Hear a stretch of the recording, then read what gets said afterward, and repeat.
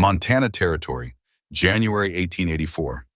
The wind cut through the mountain pass like a knife, carrying snow in horizontal sheets that stung any exposed skin. Reed Harrington pulled his wool collar higher and urged his exhausted horse forward.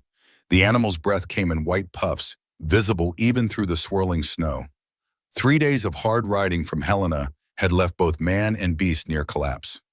Reed was a tall man of 38, with a face that had once been handsome before grief had etched permanent lines around his eyes and mouth. His dark hair, streaked with early silver at the temples, was hidden beneath a snow-crusted hat.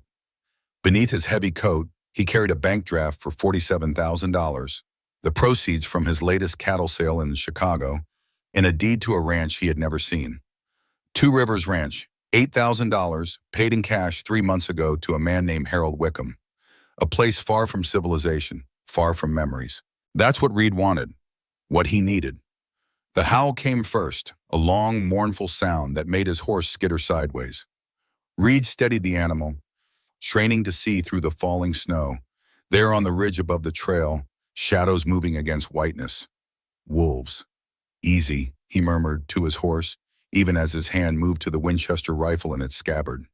The wolves were desperate to be hunting in such weather. Desperate meant dangerous. The lead wolf, larger than the others, slid down the embankment onto the trail 30 yards ahead. Two more followed, their gray bodies nearly invisible in the storm. Reed pulled his rifle free, the metal bitter cold against his gloved hands. The lead wolf lowered its head, muscles tensing to spring. Reed fired. The shot cracked through the howling wind, and the wolf dropped. The others scattered momentarily, then regrouped, hunger overriding caution. Reed fired again, and a second wolf fell. The third hesitated, then retreated up the ridge, disappearing into the storm. Reed released a breath he hadn't realized he was holding. His horse trembled beneath him, eyes rolling in terror. "We need shelter," he said aloud, though there was no one to hear.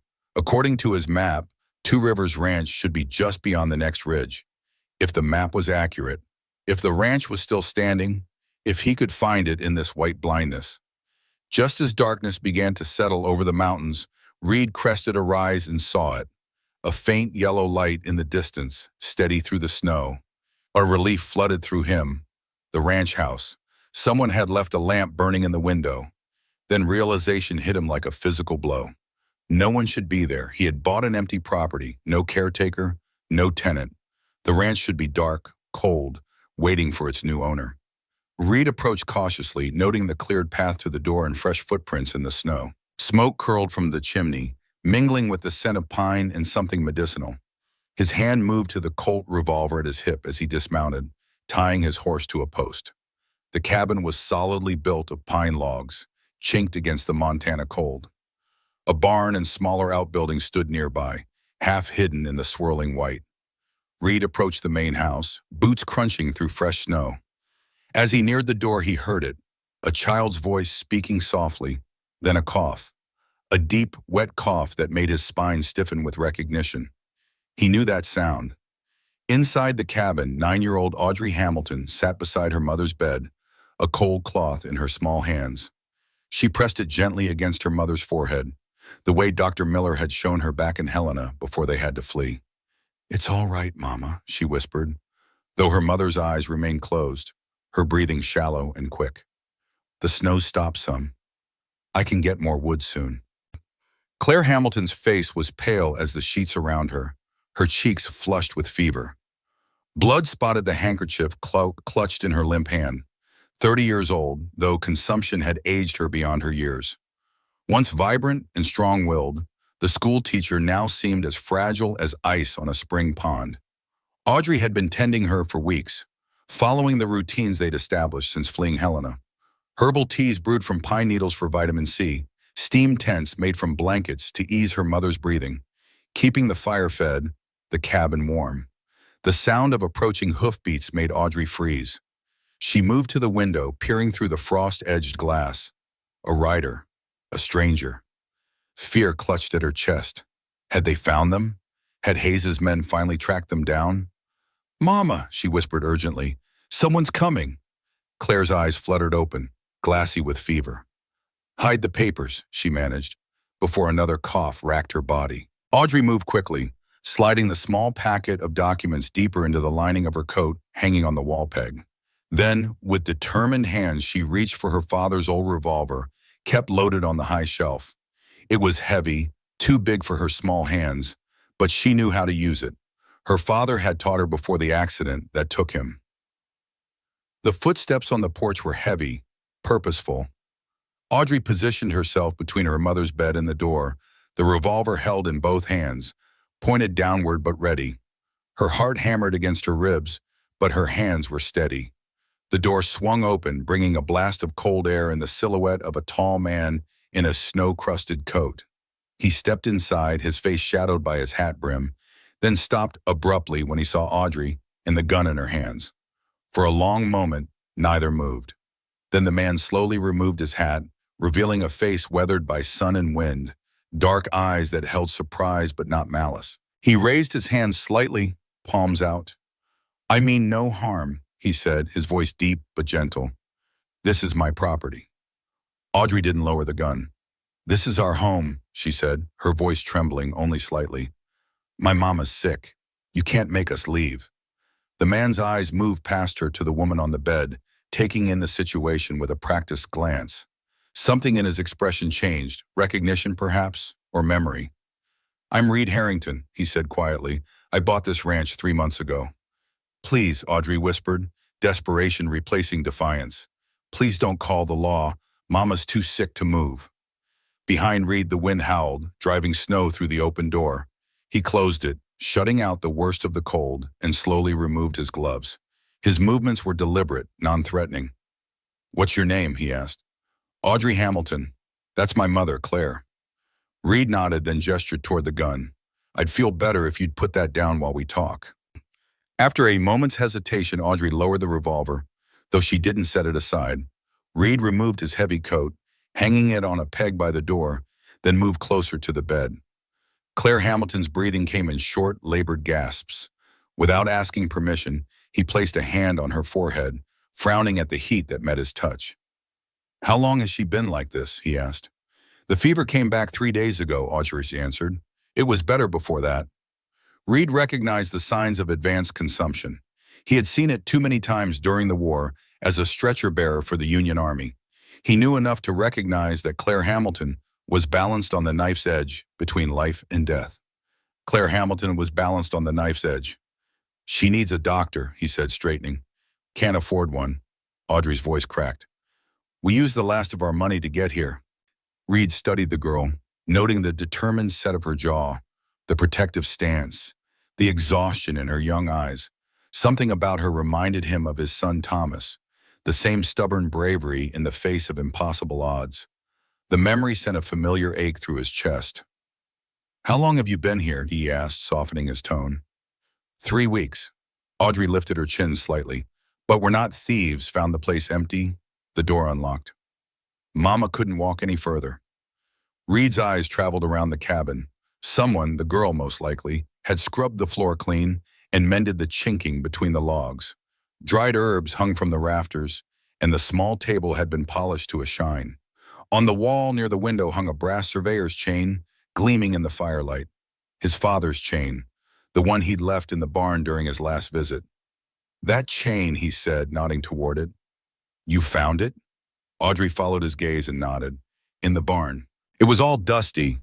I cleaned it up." A flicker of worry crossed her face. "Should I not have touched it?" Reed shook his head. "No, it's—" He paused, unexpected emotion making his voice rough. "You did right. It belonged to my father."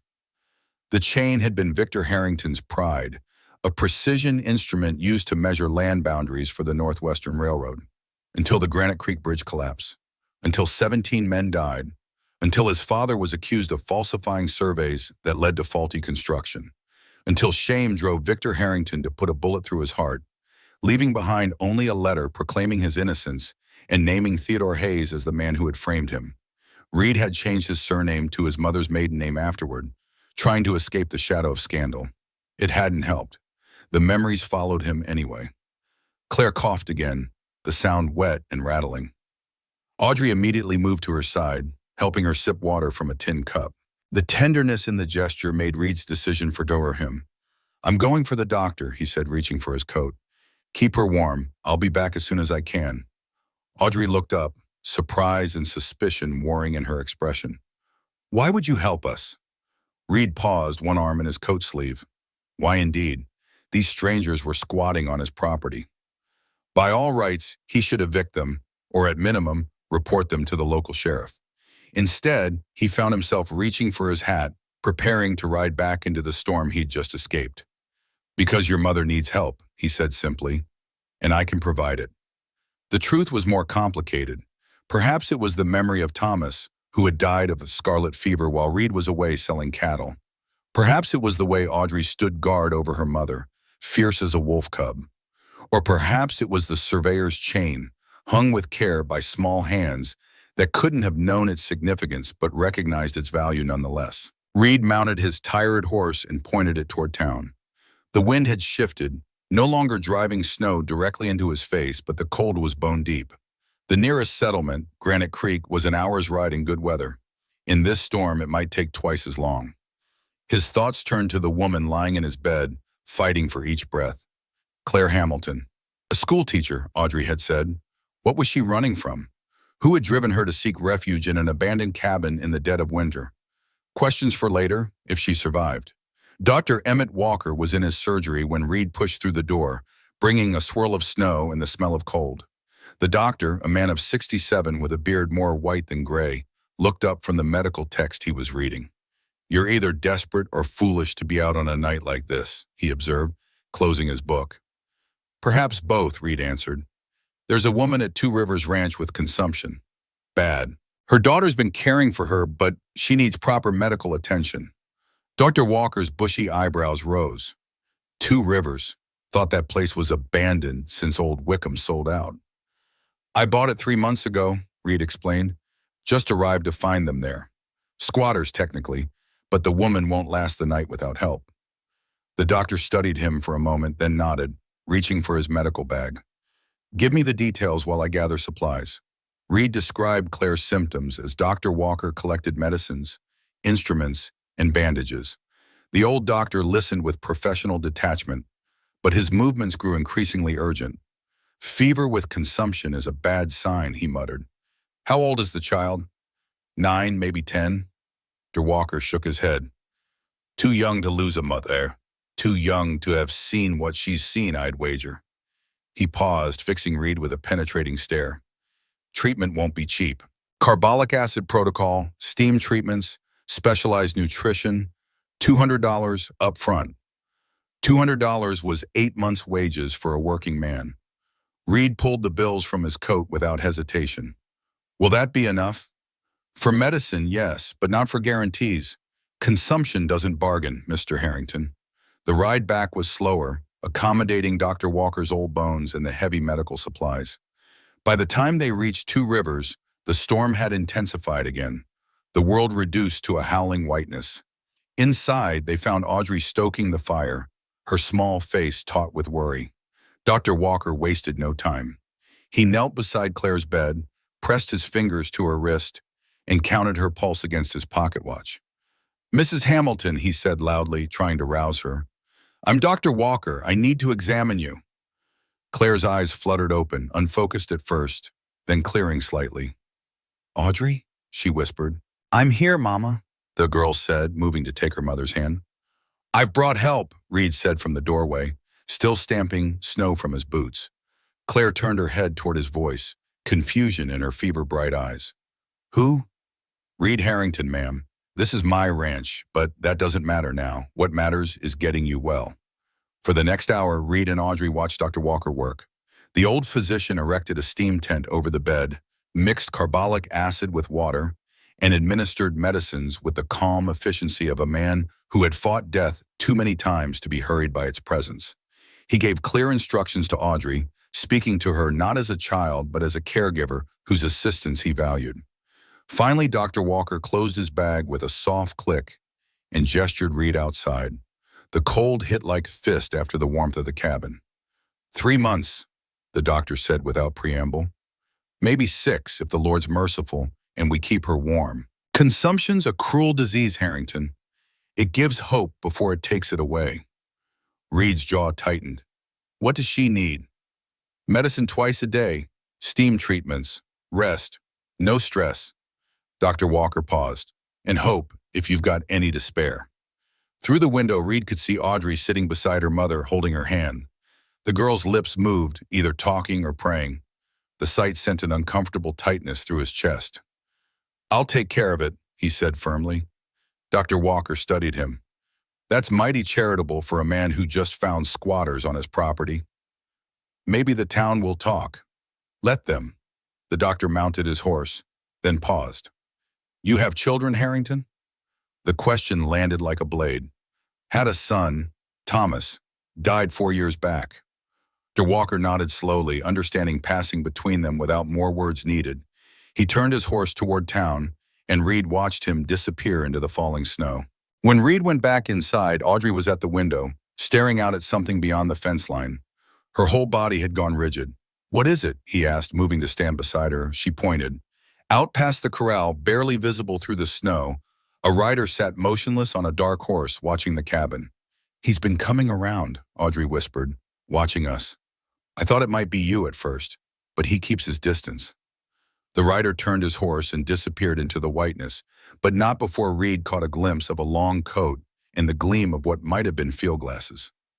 Something about the scene raised the hairs on the back of his neck. Has he tried to approach? Speak to you? He asked. Audrey shook her head. Just watches, like he's waiting for something. Or someone, Reed thought but didn't say. Instead, he moved away from the window and began removing supplies from his saddlebags. I brought food, proper food. You must be hungry. The girl's eyes followed his movements warily, as if she expected him to demand payment or explanation.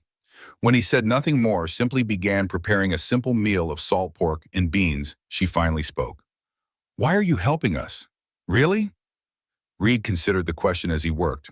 Why indeed? His original plan had been to spend the winter alone, taking inventory of the ranch and making necessary repairs before spring brought the possibility of cattle's home. Instead, he found himself playing host to a dying woman and her daughter, with a mysterious rider watching from the shadows. Because it's the right thing to do, he answered at last. It was true as far as it went, but not the whole truth. The whole truth was more complicated, tied up with memories of Thomas's last days and the consuming guilt that had driven Reed to this remote corner of Montana. After they ate, Reed made up a bedroll for himself near the fire. Audrey, exhausted from days of caring for her mother alone, fell asleep in the rocking chair. Reed gently carried her to the small alcove that had once been a pantry where she had made a pallet for herself. The girl didn't stir, her face in sleep revealing the child she still was beneath the premature responsibilities she'd shouldered. Unable to sleep, Reed pulled a chair near Claire's amygdala and watched the rise and fall of her chest, counting each breath as if it might be her last.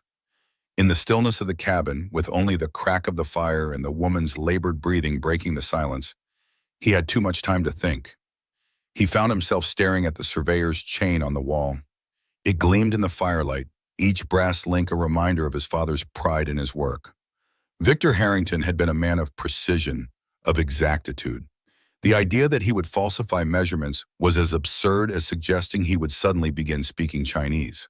Yet the evidence had been damning: altered figures on the survey documents, discrepancies in the bridge plans, 17 dead workers when the structure collapsed.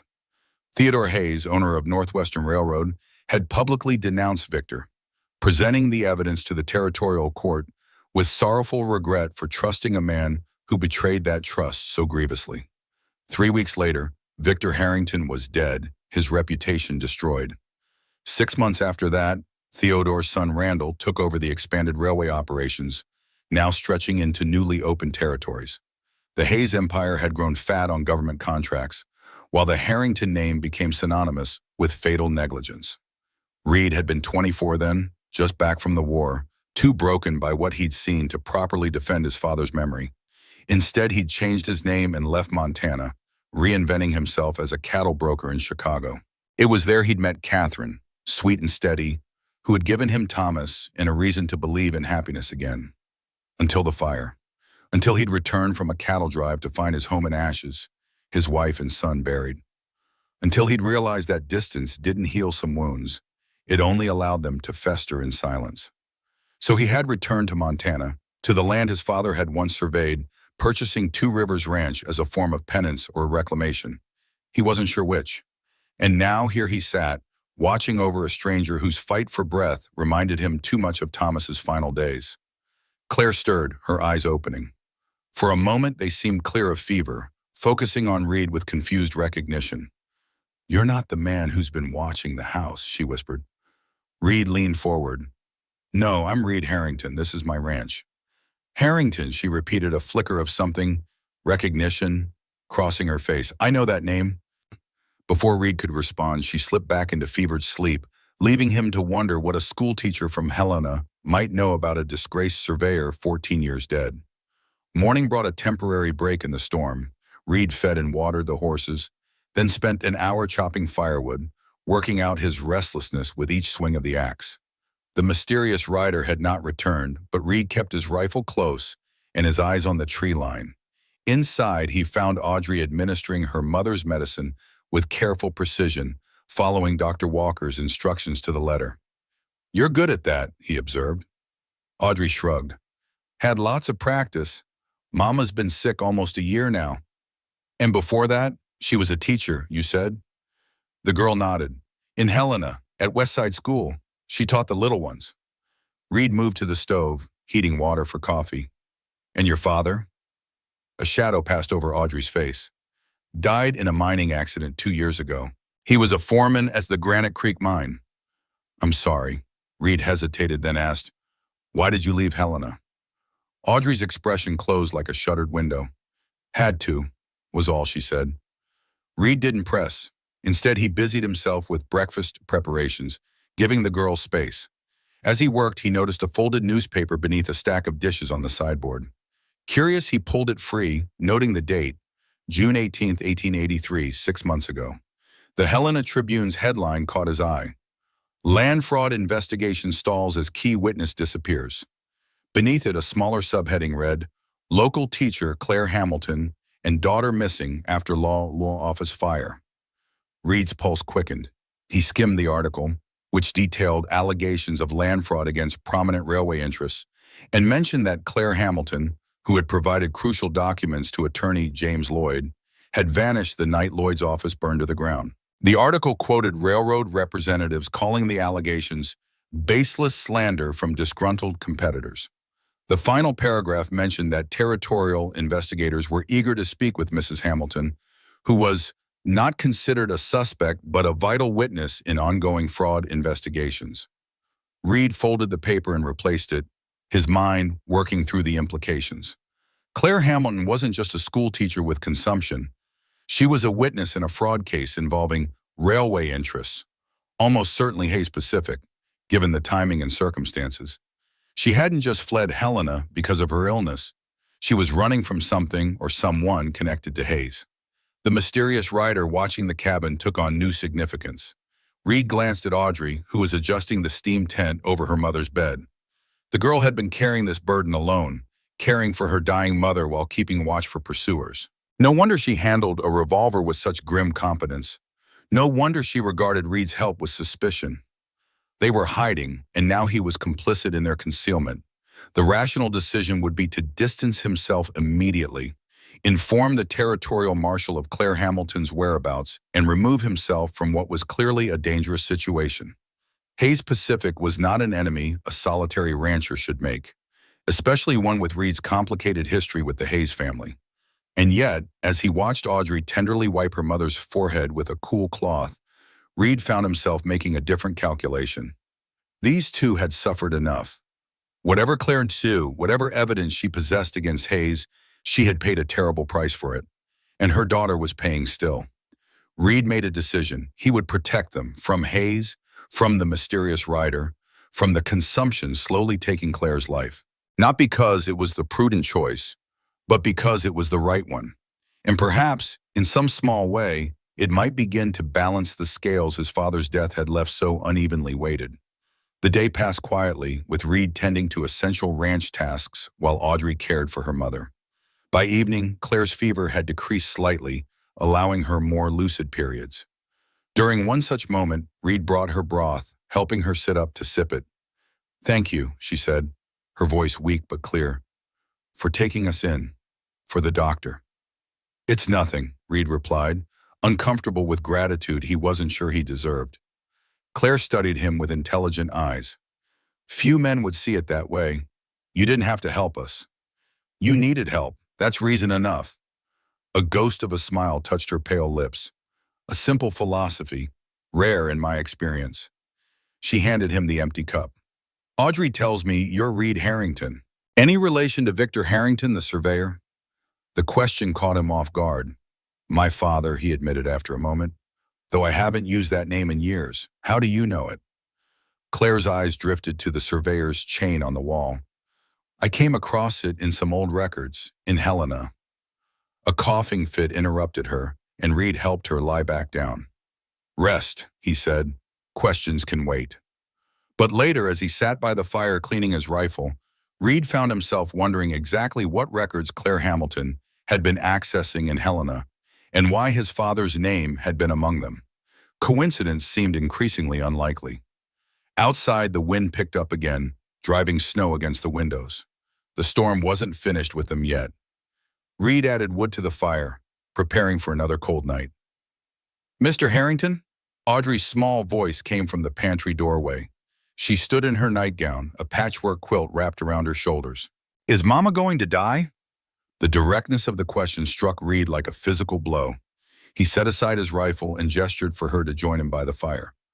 "Dr. Walker is doing everything he can," he said carefully, "and your mother is strong." "But consumption kills people. That's what everyone says." Audrey's face was solemn in the firelight, too knowing for her years. "I heard the doctor tell you 3 months." Reed sighed. The girl deserved honesty. "Consumption is serious, but some people recover, especially with proper care. And now your mother has that. Because of you." Audrey pulled her quilt tighter. "Why are you really helping us, Mr. Harrington? Nobody just helps strangers these days." "I had a son," Reed said after a long pause. "Thomas. He was younger than you when he died. Scarlet fever. I was away selling cattle when it happened." The admission felt like pulling a splinter from deep in his flesh. Painful but necessary. "I wasn't there when he needed me most." "That's not your fault," Audrey said with the simple certainty of childhood. "You couldn't have known." "Perhaps, but I've regretted it every day since." Reed stared into the flames. "When I found you and your mother here, I thought perhaps this time I could be present when someone needed help." Audrey was quiet for a moment, processing this. "Mama says God puts people in our path for a reason. Maybe that's why we found your ranch. Maybe that's why you came when you did." Reed had long since abandoned belief in divine intervention, but he nodded anyway. "Maybe so." The girl yawned and Reed sent her back to bed, but her words lingered. Had some invisible hand guided Claire and Audrey to his doorstep? Or was it mere chance, the random collision of desperate need and unexpected arrival? Either way, their fates were now intertwined, and somewhere out in the storm, a watcher waited, his intentions unknown, but almost certainly malevolent. Reed checked his revolver before settling into his bedroll, the weapon close at hand. Whatever came for Claire Hamilton, and her daughter would have to come through him first. As he drifted towards sleep, his gaze fell once more on the surveyor's chain, gleaming in the dying firelight. His father's legacy, salvaged and polished by a child who couldn't have known its significance but recognized its value. A measuring tool designed to establish boundaries, property lines, sections of land, the divisions between one man's claim and another's. But some boundaries couldn't be measured with chains and markers. The line between duty and compassion, between past and present, between strangers and family. In the quiet of the cabin, with the storm howling outside and two vulnerable souls trusting him with their safety, Reed Harrington crossed those boundaries, one by one without looking back. February brought no mercy to Two Rivers Ranch. The snow continued to fall in regular intervals, building drifts that sometimes reached the windowsills. Reed established a routine, mornings spent on ranch maintenance, clearing paths, caring for the horses, chopping endless cords of firewood, and afternoons assisting Audrey with her mother's care. The girl had proven herself remarkably resilient, learning Dr. Walker's instructions with the precision of a medical student rather than a child. Claire's condition stabilized, though stable meant different things with consumption. Some days brought alarming coughing fits and fever. Others allowed her to sit up and converse, almost like a healthy woman. During these better periods, Reed found himself drawn to her quiet intelligence and understated humor. "You've been reading to Audrey," Claire observed one afternoon, watching from her bed as Reed helped her daughter sound out words from a medical text Dr. Walker had left behind. Reed looked up, caught in a small act of kindness he hadn't thought significant. "Just passing time," he said with a shrug. "She's a quick study." "Too quick sometimes."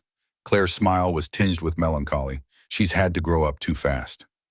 It was the opening Reed had been waiting for, a natural segue into questions about their past, about Helena, about the newspaper article he'd found.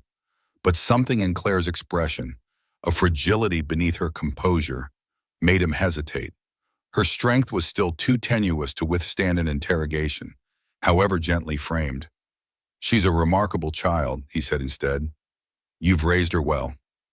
Claire watched him for a moment, as if sensing the questions he'd chosen not to ask. "Thank you," she said finally, then turned to Audrey. "What are you learning about today, sweetheart?" "Pulmonary anatomy," Audrey replied, her small finger tracing the diagram in the book. "Dr. Walker says if I understand how lungs work, I can help Mama better." Reed left them to their lesson, pulling on his coat to check the perimeter of the property. The mysterious rider had appeared twice more in the past week, always at a distance, always retreating when Reed moved toward him. It had become a grim routine, the watcher observing, Reed patrolling, neither making direct contact. Today, however, Reed found fresh tracks in the snow leading toward town. The rider had finally departed, at least temporarily. Reed followed the trail to the edge of his property, confirming that the tracks continued along the main road to Granite Creek. What had changed? Why leave now, after weeks of surveillance?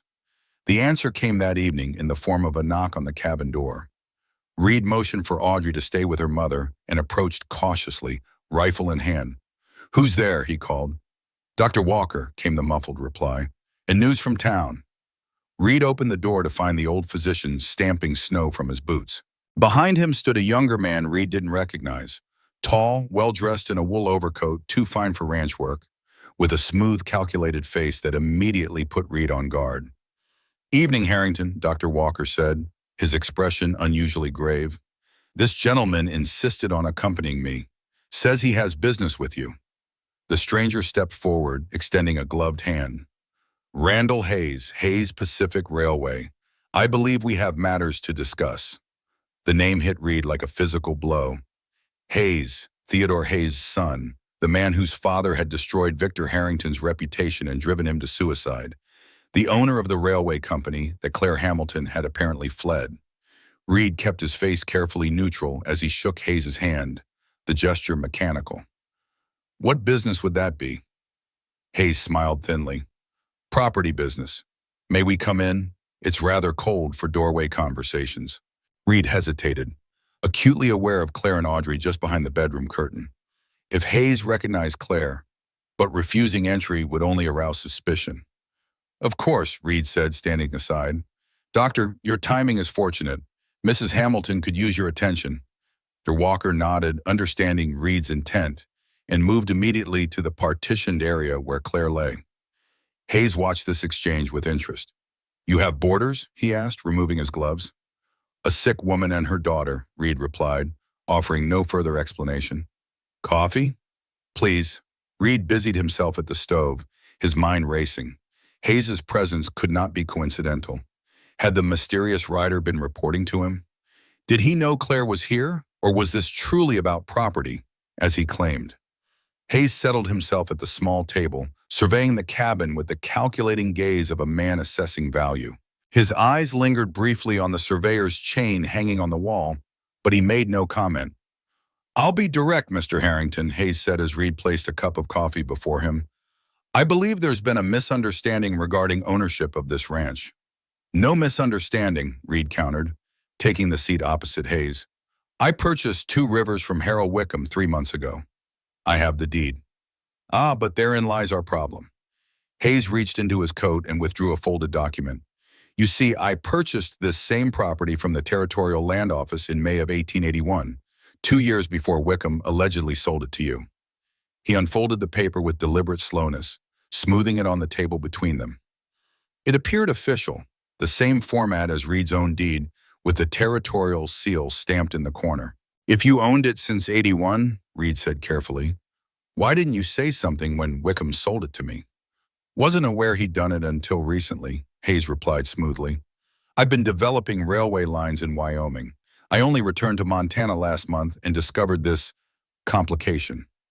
Reed examined the document, keeping his expression neutral, despite the cold dread building in his stomach. The deed looked legitimate, bearing all the official markings and signatures. This will need to be verified by the land office, he said finally. Of course. Hayes took a sip of his coffee. Unfortunately, the registry office in Helena is 300 miles north, and the pass won't be clear until late April. Maybe May. He smiled thinly. But I'm patient. We can wait till spring to sort out who owns what. Behind them, the curtain to the bedroom area rustled slightly. Reed tensed, but Hayes seemed not to notice. In the meantime, Hayes continued, I'm a reasonable man. I don't want trouble. I understand you've put work into the property, made improvements. I'm prepared to offer you compensation for your inconvenience. What kind of compensation? Reed asked, playing along. $8,000, what you paid Wickham. You'll recover your investment entirely. Hayes leaned forward slightly. It's a generous offer, Harrington. Most men in my position would simply evict you come spring. Reed studied Hayes, recognizing the veiled threat beneath the civil words. And if I refuse? Hayes's smile didn't reach his eyes. Then we wait for the registry office to reopen, and a territorial judge will decide. But judges tend to favor the earlier deed, especially when it bears the territorial seal. He tapped the document between them. And I have influential friends in Helena. I'm sure you do. Hayes rose, gathering his gloves. Think it over. My offer stands until the end of the week. He nodded toward the bedroom area. Mighty charitable of you, by the way, taking in that sick woman and her girl. There was something in his tone, a subtle emphasis, a hint of knowledge, that sent a chill through Reed. Hayes moved to the door, then paused. Harrington, Shane said, studying Reed with new interest. Any relation to Victor Harrington, the surveyor? The question caught Reed off guard. He hadn't used his father's surname in years. A common name, he replied evasively. Indeed. Hayes's eyes held a calculating gleam. My father knew a Victor Harrington years back. Tragic story. Well, good evening to you. After Hayes departed, Dr. Walker emerged from behind the curtain, his face grave. Claire recognized his voice, he said quietly. Nearly fainted from the shock. She knows Hayes? Knows of him, certainly. The doctor glanced toward the bedroom area. She's calmer now, but this visit has undone some of her progress. The fear alone could worsen her condition. Reed nodded grimly. How much time does she have, truly? Dr. Walker sighed. With continued treatment and no additional stress, perhaps 4 months. With stress like this? He shook his head. Half that, maybe less. 4 months would take them to June, well after the registry office reopened, well after Hayes's claim would be adjudicated. Claire needed to survive, not just her illness, but the coming legal battle over Two Rivers. Hayes's deed, Reed said quietly. It looked authentic. Perhaps, but so did the evidence against your father, as I recall. Dr. Walker gave him a significant look. Appearances can be deceiving, especially when Hayes men are involved. So the doctor knew who Reed really was. The revelation should have been surprising, but Montana Territory was still a small community in many ways. Old scandals lingered in collective memory. What do you know about Claire Hamilton? Reed asked, keeping his voice low. Dr. Walker hesitated. Doctor-patient confidentiality. I need to know what I'm dealing with, doctor. Hayes wasn't here by accident. The physician nodded reluctantly. She worked as a part-time clerk for James Lloyd, an attorney in Helena who was investigating land fraud allegations against Hayes Pacific. Lloyd's office burned down 6 months ago, with Lloyd inside. The official report called it an accident. And Claire? Fled Helena that same night with her daughter. She's been moving from place to place since then. Dr. Walker's eyes were somber. She has consumption, yes, but what's killing her faster is fear. After the doctor left, Reed sat by the fire, turning over the events of the evening. Hayes's appearance, the competing deed, the veiled references to Claire. It was all too coordinated to be coincidence. Hayes knew, or strongly suspected, that Claire Hamilton was at Two Rivers. The mysterious writer had been reporting to him, perhaps for weeks. The question was, what did Claire possess that made her worth tracking across Montana in the dead of winter? And how far would Hayes go to silence her? Morning brought heavy snow and a somber mood to the cabin. Claire was weaker, the encounter with Hayes having drained her limited reserves. Audrey remained at her side, her young face set in lines of worry. "Mr. Harrington," she called softly when Reed returned from tending the horses. "Mama wants to speak with you." Reed approached the bed, struck by how much Claire had deteriorated overnight. Her cheeks were hollow, her breathing more labored than it had been in days. "Hayes," she whispered when Reed sat beside her. "He knows I'm here." "We don't know that for certain," Reed said, trying to sound reassuring. Claire shook her head weakly. "He wouldn't have come otherwise. The deed is just an excuse." Her hand clutched at Reed's sleeve with surprising strength. "You need to take Audrey and leave. Now before he comes back." "I'm not leaving you, and neither is Audrey," Reed said firmly. "This is my property, whatever Hayes claims. You're under my protection." "You don't understand what he's capable of." Claire's eyes held a desperate intensity. "What his father did to yours was just the beginning." Reed stared at her, momentarily speechless. "You know about my father?" "I saw the surveyor's chain, and I've seen the records. The real records." A coughing fit interrupted her, and Reed supported her through it, holding a cloth to catch the blood that came with each ragged breath. When the worst had passed, Claire lay back, exhausted. "In Lloyd's office," she continued, her voice barely audible. "Documents proving Theodore Hayes falsified evidence against Victor Harrington. Your father was innocent." Reed's heart hammered in his chest. After 14 years of living with his father's disgrace, to hear confirmation of what he'd always believed, it was almost too much to process. "These documents," he said carefully. "Where are they now?" Claire's eyes flicked toward Audrey, who stood at the foot of the bed, watching them intently. "Safe," was all she said. Reed understood, not in front of the child, later. "Rest," he told Claire. "We'll talk more when you're stronger." But as he rose to leave, she caught his hand. "Reed," she whispered, using his first name for the first time. "If anything happens to me, promise you'll keep Audrey safe. Don't let Hayes find her." The plea carried an undercurrent of desperate knowledge. A mother aware her time was running short, thinking beyond her own survival to her child's. "I promise," Reed said, the words coming more easily than he expected.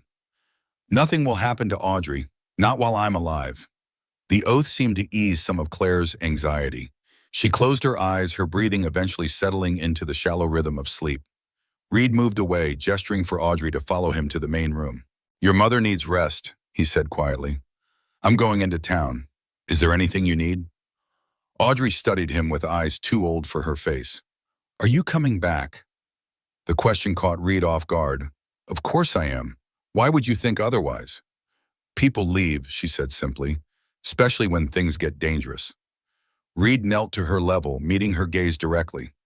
"I'm not leaving, Audrey. Not you, not your mother. This is my home, and as long as you're here, it's yours too." The girl nodded, some of the tension leaving her small shoulders. "We need more carbolic acid for Mama's treatments. Dr. Walker said we'd run out soon." "I'll get it," Reed promised. "And Audrey, while I'm gone, stay inside, keep the door locked. If anyone comes, anyone at all, hide behind the false wall in the pantry." Audrey's eyes widened slightly, but she nodded again. She was a child accustomed to danger, to hiding, to watching windows for approaching threats. It was a terrible burden for one so young, but she bore it with a courage that humbled Reed. "I'll be back before dark," he said, rising. "Your mother will sleep most of the day. Use the time to rest yourself."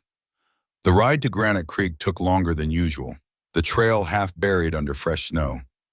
Reed used the time to think, to process Claire's revelation about his father. Documents proving Victor Harrington's innocence. Documents that attorney James Lloyd had possessed before his office mysteriously burned. Documents that Claire Hamilton, part-time clerk and schoolteacher, had somehow preserved. No wonder Hayes was hunting her. The town was quiet when Reed arrived, most residents staying indoors against the bitter cold. He tied his horse outside the general store and stomped snow from his boots before entering. Samuel Chen, the proprietor, looked up from his ledger. "Mr. Harrington, wasn't expecting anyone in this weather." "Need supplies," Reed said, handing over his list. "And information, if you've got it." Chen raised an eyebrow. "What kind of information?" "A man named Hayes checked into town recently." "Randall Hayes, I'm wondering where he's staying." Chen's expression grew guarded. "Hayes Pacific Railway? That Hayes?" "The same. He's at the Granite Creek Hotel, has 2 men with him, a lawyer named Blackwell and another fellow, harder type, ex-Pinkerton, from the looks of him." "Marcus Sheridan," Reed supplied, remembering Dr. Walker's description of Hayes's enforcer. Chen nodded. "That's the name. Mean-looking fellow, carrying iron and not bothering to hide it." He studied Reed. "You do well to steer clear, Mr. Harrington. Hayes isn't known for taking opposition lightly." "So I've heard." Reed paid for his supplies, adding extra coffee and sugar. "One more thing, the telegraph office. Is it operating?" "Was this morning. Morse is manning it himself, weather being what it is." Reed thanked Chen and headed back into the cold, making his way to the small telegraph office at the end of the main street. Inside, Henry Morse, a thin man with spectacles perched on his nose, was tapping out a message on his key. "Be with you in a moment," he said without looking up. Reed waited, stamping his feet to restore circulation. Through the frosted window, he could see the Granite Creek Hotel across the street. A figure stood at an upper window, watching the street below. Even at a distance, Reed recognized Randall Hayes. "How can I help you?" Morse asked, finishing his transmission. Reed turned from the window. "I need to send a telegram to the Territorial Marshal's office in Helena." 50 cents a word, Morse said, reaching for a blank form. Reed dictated his message carefully, aware that telegraph operators were often the first source of town gossip. "To Territorial Marshal Warren Mitchell, Helena, requesting verification of property, deed for 2 Rivers. Ranch stop purchased from Harold Wickham, March 1883. Stop competing claim from Randall Hayes, dated May 1881. Stop, urgent reply needed, stop." Reed Harrington Morse counted the words and calculated the fee. As Reed paid, the operator studied him curiously. "Property dispute with Hayes Pacific? That's a tough opponent, Mr. Harrington." "Just seeking clarification," Reed replied neutrally. "When can I expect a response?" "Lines are up for now, but this storm might change that. I'd check back tomorrow." Morse hesitated. "For what it's worth, you're not the first to telegraph about Hayes. Marshal Mitchell's office has been investigating Hayes Pacific for months." That was useful information. Reed nodded his thanks and left, aware that Hayes was still watching from the hotel window. Let him watch, Reed thought. Let him know he wasn't the only one taking action. His next stop was St. Michael's Church, a stone building on the edge of town. Father Isaiah, a man in his 50s with prematurely white hair, was arranging candles on the altar when Reed entered. "Mr. Harrington," the priest greeted him. "Welcome. I don't believe I've seen you at services." "I'm not here for prayer, Father," Reed said. "I'm here about land records." Father Isaiah's expression didn't change, but his movements became more deliberate. "The church keeps copies of territorial land transactions, part of our agreement with the federal government and by Pacific." He gestured for Reed to follow him. "What specifically are you looking for?" "Ownership records for 2 Rivers Ranch," Reed explained as they descended stone steps into a vault beneath the church. "I have reason to believe there may be discrepancies." The air grew colder with each step, and the smell changed. Old paper and leather, dust and time. Father Isaiah lit 3 oil lamps, illuminating walls of leather-bound ledgers. "Land transactions would be here," the priest said, pulling down a volume marked 1881. "What months are we examining?" "May 1881 and March 1883, Reed replied, watching as Father Isaiah's finger traced down page after page of Latin text. "Here," the priest said finally, "May 12, 1881. Harold Wickham purchases 2 Rivers Ranch from the Territorial Land Office. Price, $3,000. He looked up at Reed. No mention of Randall Hayes. Check the following months, Reed suggested. Perhaps the transaction was recorded late. Father Isaiah turned more pages. June, July, August, nothing. September through December, the same. He closed the ledger. If Randall Hayes bought Two Rivers in 1881, the church has no record of it. Now 1883, please. The priest pulled down another volume, found the date. March 18th, 1883. Reed Harrington purchases Two Rivers Ranch from Harold Wickham. Price $8,000. He looked up. Your deed is recorded here exactly as territorial law required. Reed felt a mixture of relief and suspicion. So Hayes's deed is either fraudulent or he purchased through a channel that bypassed church recording, which was illegal at the time but not impossible. Father Isaiah closed the ledger. Without access to the registry office in Helena, these church records are your strongest evidence, but they're not conclusive in a territorial court. They climbed back to the church proper. Outside, snow had begun falling again, heavy flakes that promised another difficult ride home. Thank you for your help, Father, Reed said, preparing to leave. Mr. Harrington, Father Isaiah called after him. The town is divided on Randall Hayes. Half think he's bringing progress and prosperity. Half think he's a predator using the law to serve his own interests. The priest's eyes held a warning. Be careful which allies you trust. Reed nodded, understanding the subtext. In any conflict with Hayes, neutrality would be rare. People would choose sides, often based on self-interest rather than justice. As Reed mounted his horse, he noticed a figure watching from across the street. Not Hayes this time, but the hard-faced man Chen had identified as Marcus Sheridan. The ex-Pinkerton detective made no attempt to hide his surveillance, meeting Reed's gaze with cold calculation. Reed turned his horse toward home, aware that his actions in town had sent a clear message to Hayes. He was not backing down, not accepting the offer, not surrendering Two Rivers without a fight. The consequences of that message would come soon enough. Reed returned to the ranch as dusk was falling, the temperature dropping with the sun. The cabin windows glowed with lamplight, a beacon in the gathering darkness. As he approached, he saw no signs of disturbance, no strange tracks in the snow, no evidence that Hayes or his men had visited during his absence. Audrey opened the door at his knock, relief washing over her face. You came back, she said as if she'd been half expecting otherwise. I promised I would, Reed replied, stomping snow from his boots. How's your mother? Sleeping, her fever's down some. Reed entered, carrying his saddlebags of supplies. The cabin was warm, the fire well tended. Audrey had clearly been busy. The floor was swept, dishes washed, water boiled for tea, managing a household at 9 years old as if it were the most natural thing in the world. I brought something for you, Reed said, reaching into his coat.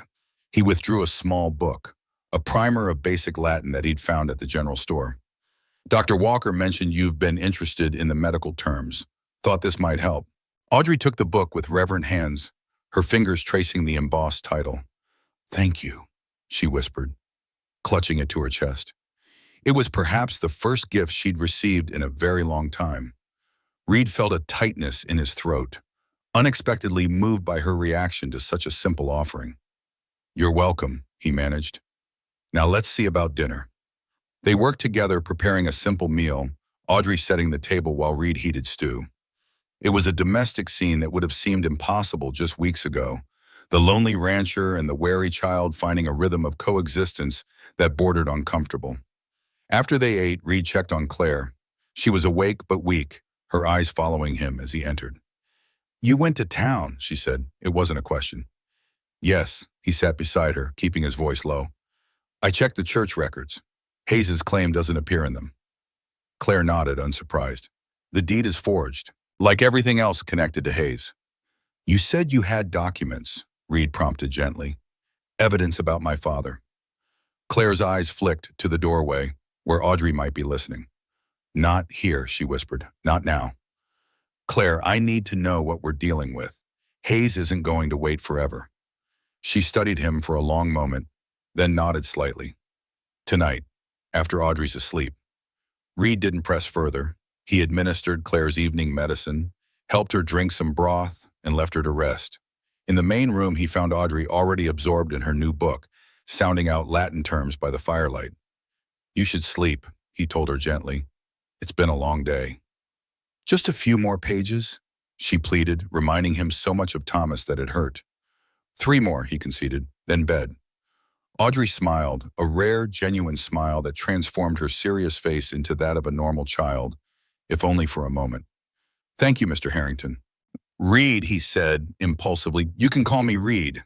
She tested the name as if trying it on for size. Reed, she repeated, then, with the directness of childhood, are you going to help us fight Mr. Hayes? The question took him aback. What makes you think we need to fight him? I heard you and Mama talking about documents and evidence. Audrey's eyes were solemn in the firelight. Hayes is a bad man. He hurt people in Helena. He's the reason we had to run. Reed chose his words carefully. Your mother has information that Mr. Hayes doesn't want revealed. That makes him dangerous, yes, but I won't let him hurt you or your mother. Promise? The word held all the vulnerability Audrey usually kept hidden. I promise, Reed said, meaning it more than he'd meant anything in a very long time. Satisfied, Audrey returned to her book. Reed watched her, struck by the strange turn his life had taken. 3 weeks ago, he had arrived at Two Rivers expecting solitude, a place to bury his grief and guilt. Instead, he found himself promising to protect a dying woman and her daughter against one of the most powerful men in Montana Territory. It should have felt like a burden, a complication he didn't need. Instead, it felt like purpose, something he'd been lacking since Thomas's death. Later, after Audrey was asleep in her alcove, Reed returned to Claire's bedside. She was awake, her eyes clearer than they had been all day. Audrey likes you, she said softly. She doesn't trust easily, especially men. She's an extraordinary child, Reed replied. She deserves better than this, running, hiding, caring for a sick mother. Yes, she does. Claire's voice held a mother's grief for opportunities denied her child. That's why I've fought so hard, why I've kept the evidence despite everything. She gestured weakly toward her coat, hanging on a peg near the door. In the lining, between the fabric, there's a package. Reed retrieved the coat, a worn wool garment patched multiple times. He felt along the lining until his fingers detected a stiffness, a hidden packet sewn into the seam. Carefully, he worked it free. The package was small, wrapped in oilcloth and tied with string. At Claire's nod, he opened it. Inside were several papers, legal documents, financial records, and a handwritten letter.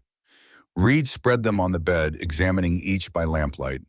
The documents detailed a systematic land fraud scheme operated by Hayes Pacific Railway. The company had falsified surveys, manufactured competing claims to force legitimate landowners out, and bribed officials to look the other way. The financial records showed massive profits from selling the illegally acquired land to the federal government for railway routes, at prices far above market value. But it was the letter that caught Reed's breath. Written in a firm, precise hand he recognized immediately as his father's, it was addressed to the Territorial Survey Commission. To whom it may concern, I, Victor Harrington, hereby attest that the survey documents presented by Theodore Hayes as evidence of my negligence in the Granite Creek Bridge disaster have been falsified. The original surveys I conducted showed unstable ground conditions that would require additional reinforcement. I submitted these findings to Mr. Hayes directly, with recommendations for design modifications. Mr. Hayes rejected these recommendations as unnecessarily costly and instructed me to amend my report. When I refused, he threatened my position and family. I maintained my professional integrity and submitted the original findings to the commission. The documents later presented at inquest were forgeries. The signatures are passable imitations, but not my own. I have attached examples of my authentic signature for comparison. I make this statement fully aware of the consequences. Hayes Pacific Railway has powerful allies, but the truth must be recorded, even if justice is delayed. Victor Harrington, Territorial Surveyor. The letter was dated 3 days before his father's suicide. Reed looked up from the papers, his hands trembling slightly. This was never presented at the inquest. No, Claire confirmed quietly. James Lloyd found it years later, sealed in territorial archives, along with these other documents. She gestured to the papers spread before them. Lloyd was building a case against Hayes Pacific when his office burned. With him inside, Reed said grimly. Convenient for Hayes. Yes, I was working late that night, organizing these very documents. I'd stepped out for coffee when I saw the flames. I knew immediately what was happening. Claire's eyes filled with tears. I should have gone to the marshal, but I was too frightened. All I could think about was getting Audrey and running. You did the right thing, Reed assured her. The marshal's office could have been compromised. Hayes has allies everywhere. But now he's found us anyway. Claire's voice was resigned, and I'm too weak to run again. Reed carefully rewrapped the documents. You don't have to run. These papers are our weapon against Hayes. Come spring when the territorial court reopens. I won't live to see spring, Claire interrupted, her voice matter-of-fact. We both know that. The bluntness of her statement silenced Reed momentarily. He had been avoiding this truth, clinging to Dr. Walker's guarded prognosis, to the occasional good days when Claire seemed stronger. These documents, she continued, are Audrey's only protection once I'm gone. Her insurance that Hayes won't silence her too. They're her future, her safety. Her hand found Reed's, surprisingly warm despite her illness. And now they're yours as well. I'll keep them safe, Reed promised. And I'll use them to clear my father's name. There's something else you should know, Claire said, her voice growing weaker. The surveyor's chain. Your father's. It's not just a sentimental item. Reed frowned. What do you mean? Victor etched notations on the links, tiny marks recording the true measurements from the Granite Creek Bridge survey, proof that he documented the unstable conditions. Claire's eyes were closing, exhaustion overtaking her. He created his own backup evidence, knowing Hayes might falsify the official records. Reed sat back, stunned. The chain that Audrey had found and cleaned. It wasn't just a family heirloom. It was evidence. Physical, irrefutable evidence of his father's professional integrity. No wonder Hayes had looked at it so intently during his visit. Rest now, he told Claire, seeing that she was fighting to stay awake. We'll talk more tomorrow. As he rose to leave, she caught his sleeve. Reed, she whispered, I'm sorry about your father. He was a good man. He deserved better. So do you, Claire, he replied softly. So do you. Outside the cabin, the storm had intensified, wind howling around the eaves and driving snow against the windows. Reed added wood to the fire, then moved to check that the doors and windows were secure. As he passed the front window, a movement caught his eye, a flicker of light in the distance, quickly extinguished. Someone was watching the cabin. Again. Reed doused the lamps, plunging the cabin into darkness except for the firelight. He moved to the window, positioning himself to see without being seen. There, at the edge of the property, a figure on horseback, barely visible through the falling snow. Not Hayes himself, too slight of build, most likely Sheridan, keeping watch while his employer planned the next move. Reed checked his rifle, making sure it was loaded and ready. Then he settled into a chair facing the door, prepared for a long night of vigilance. The chess game with Hayes had entered a new phase. They both had their moves planned, their pieces positioned. But Reed now had what Hayes didn't know he possessed. Documents proving the Hayes family's history of fraud, forgery, and lethal negligence. Documents that could destroy not just their claim to two rivers, but their entire railway empire. The question was, could Reed protect those documents and the vulnerable people who had brought them to him long enough for justice to finally be served? As the wind rattled the windows and Audrey murmured in her sleep, Reed watched the distant figure in the snow and prepared himself for the battle to come. March arrived with deceptive gentleness, the brutal cold of February giving way to merely bitter chill. The snow stopped falling quite so frequently, and during midday the sun occasionally broke through the clouds, hinting at a spring that still remained weeks away. On the surface, life at Two Rivers Ranch settled into a cautious rhythm, Reed tending to the property, Audrey caring for her mother under Dr. Walker's guidance, and Claire experiencing the ebb and flow of her illness, some days stronger than others. But beneath this facade of normalcy, tension simmered. Hayes's men, usually Marcus Sheridan, maintained their surveillance from a distance, sometimes visible on the ridge overlooking the ranch, other times betrayed only by fresh tracks in the snow. Reed countered by establishing his own patrols, riding the boundaries of his property twice daily, rifle always at hand. It was a cold war of observation and calculated moves, neither side yet ready to force a confrontation. One morning in mid-March, Reed found Audrey at the kitchen table, intently studying her Latin primer by the light of an oil lamp. The girl had taken to her studies with remarkable dedication, often working late into the evening after her mother had fallen asleep. "You're up early," Reed observed, stoking the fire to ward off the morning chill. Audrey looked up, dark circles beneath her eyes suggesting she'd slept poorly. "Couldn't sleep. Mama was coughing a lot last night." Reed glanced toward the bedroom area where Claire was now resting quietly. "How is she this morning?" "Better, I think. The tea helped." Audrey closed her book, her small fingers tracing the cover. "Reed, I found something yesterday when you were checking the fences." There was an unusual hesitancy in her voice that caught Reed's attention. "What is it?" Audrey reached into her pocket and withdrew a folded piece of paper. "Someone left this tied to our wood pile." Reed took the paper, a cold dread settling in his stomach as he unfolded it. The message was brief, written in a precise hand. "Hamilton, time is running out. The offer still stands. Leave the papers and live." No signature, but none was needed. Hayes was escalating, moving from surveillance to direct threats. "Did you see who left this?" Reed asked, keeping his voice calm despite the anger building within him. Audrey shook her head. "Found it when I went for firewood." Her eyes, too old in her young face, met his squarely. "They won't stop, will they?" "No," Reed admitted, seeing no point in shielding her from a truth she already understood. "They won't stop until they get what they want." "The evidence about Mr. Hayes." It wasn't a question. "Mama told me some of it, about what they did to your father." Reed's eyebrows rose. Claire had been more forthcoming with her daughter than he'd realized.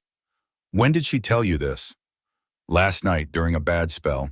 Audrey's voice was steady, but her hands fidgeted with the corner of her book. "She said if anything happens to her, I should trust you with the papers. She said you'd know what to do with them." The weight of Claire's trust settled on Reed's shoulders like a physical burden. She was preparing Audrey for her absence, ensuring her daughter understood where safety might be found after she was gone. "Your mother is a brave woman," Reed said, "and so are you." Audrey's composure cracked slightly. "I'm scared," she admitted in a small voice. "Not of Hayes. I'm scared Mama won't—" She broke off, unable to complete the thought. Reed moved to kneel beside her chair, bringing himself to her eye level. "Listen to me, Audrey. I can't promise what will happen with your mother's illness, but I can promise you this: you will not face it alone. Whatever comes, I will be here. You have my word." The girl studied him, searching for signs of insincerity or false comfort. Finding none, she nodded once. "Thank you," she whispered. Before Reed could respond, a knock sounded at the door, 3 sharp raps that startled them both.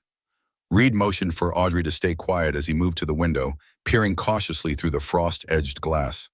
Dr. Walker stood on the porch, his medical bag in hand, stamping his feet against the cold. Reed released his breath and opened the door.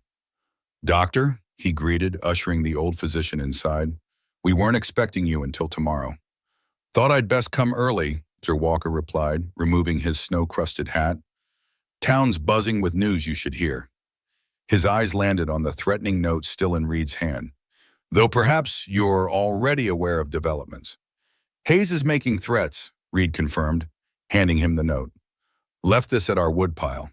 Dr. Walker read it, his bushy eyebrows drawing together. "Brazen, but not surprising given what I heard last night." He glanced toward the bedroom area. "How's our patient?" "A difficult night, but resting now," Reed replied. "What news from town?" The doctor lowered his voice. "Hayes has hired 6 men, rough types, carrying rifles and looking like they've used them before. They're calling themselves surveyors, claiming they'll be assessing property boundaries as soon as the weather permits." "Armed surveyors?" Reed's mouth twisted. "Subtle." "There's more. Hayes received a telegram yesterday that put him in a foul mood. Word is he's moving up his timetable. Whatever he's planning, he's not waiting for spring." Reed absorbed this, mind racing through implications. The marshal's office must have responded to my inquiry about the deed. Likely, and not with news Hayes wanted to hear. Dr. Walker removed his coat. "Now let me see to Claire while you consider our options." As the doctor disappeared behind the bedroom curtain, Reed studied the note again. The threat was clear. Surrender the documents or face consequences. The reference to leave the papers and live confirmed what Reed had suspected. Hayes knew exactly what Claire possessed, and his primary goal was retrieving or destroying that evidence. The territorial marshal's office wouldn't be able to send help before the pass cleared in late April. By then it might be too late, for the ranch, for Claire, for all of them. Reed was still contemplating their limited options when Dr. Walker emerged from the bedroom, his face grave. "She's weaker," he said quietly. "The fever's returning. I've adjusted her medicine, but—" He trailed off, the unspoken prognosis hanging in the air between them. "How long?" Reed asked. "Weeks, not months." The doctor's eyes held genuine regret. "The stress isn't helping. She senses the danger, worries for Audrey. It's accelerating her decline." Reed nodded, having expected as much. "Audrey should spend time with her while she's still lucid." "Yes." Dr. Walker hesitated. "There's something else. Claire asked to speak with you, alone, says it's urgent." Reed found Claire propped up on pillows, her face flushed with fever but her eyes clear and determined. Audrey had gone to gather fresh snow for cool compresses, leaving them momentarily private. "Hayes is moving against us," Claire said without preamble, her voice weak but urgent. "I heard Dr. Walker." "We have time," Reed assured her. "The documents are safe." "It's not just the documents anymore." Claire's fingers plucked restlessly at the blanket. "It's Audrey. She's seen too much, knows too much.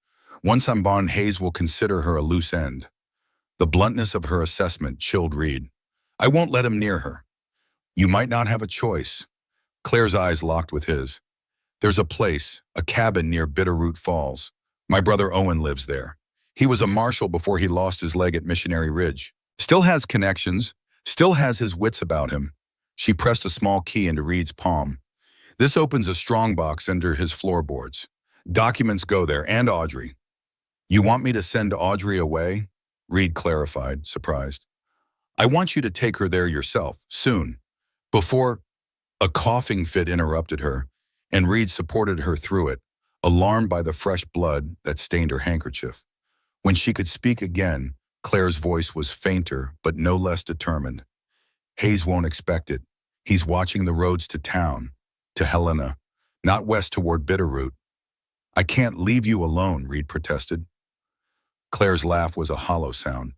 "I'm already alone, Reed. Have been since James died in that mine. What matters now is Audrey." Her fingers tightened around his. "Promise me, when the time comes, when I can't fight anymore, you'll take her to Owen." The request was reasonable, strategic even. Yet something in Reed rebelled against it.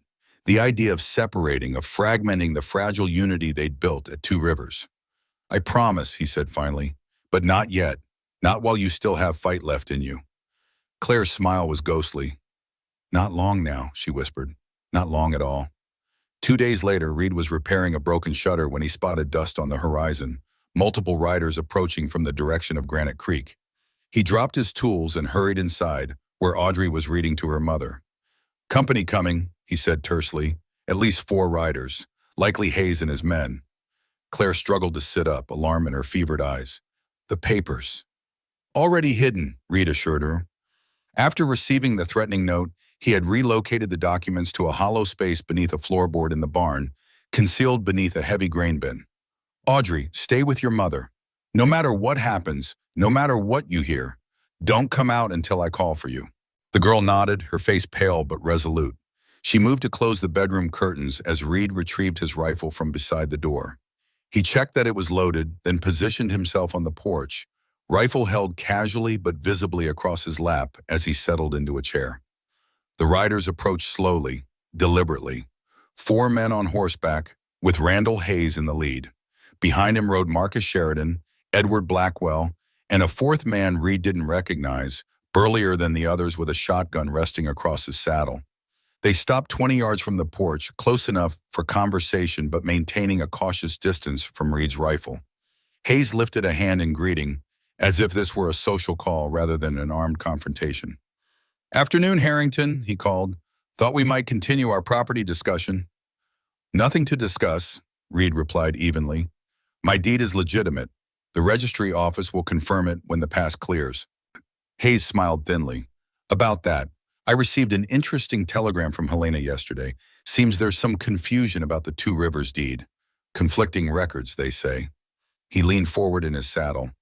The law favors prior claim, and my claim predates yours by 2 years. Assuming your deed is authentic, Reed countered, which we both know it isn't. The smile vanished from Hayes's face. Careful with accusations, Harrington. They can lead to unpleasant consequences. He nodded toward the cabin behind Reed. How is Mrs. Hamilton? Recovering, I hope? The casual mention of Claire's name, confirmation that Hayes knew exactly who he was harboring, sent a chill through Reed. She's no concern of yours. On the contrary, Claire Hamilton possesses property that belongs to Hayes Pacific, documents removed without authorization from our offices. Corporate theft is a serious crime. Interesting interpretation. Reed's voice remained steady despite the anger building within him.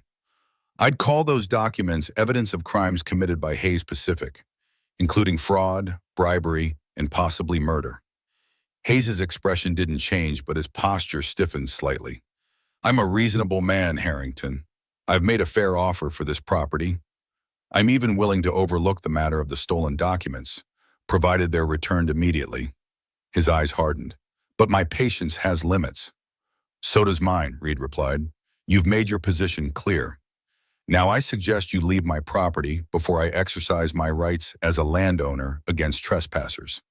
Hayes studied him for a long moment, then nodded to his companions. We'll be back, Harrington, with more men and territorial authorization. He turned his horse. Think about your situation carefully. A dying woman, a child, and you against Hayes Pacific. Those aren't favorable odds. Reed remained motionless on the porch, rifle ready, as the four men rode away. Only when they had disappeared beyond the ridge did he allow himself to exhale, the tension draining from his shoulders. Inside, he found Audrey at the bedroom curtain, watching him with wide eyes. We heard, she said simply. Hayes is bluffing, Reed assured her, setting aside his rifle. He has no territorial authorization. But he will come back, Audrey said. It wasn't a question. Yes, Reed saw no point in lying. With more men, probably soon. From the bed, Claire's voice came, weak but determined. Then we need to move quickly. Reed parted the curtains to find her attempting to sit up, her face flushed with fever but her eyes clear and focused. You're in no condition to move, he said gently. Not me, Claire replied. The documents and Audrey.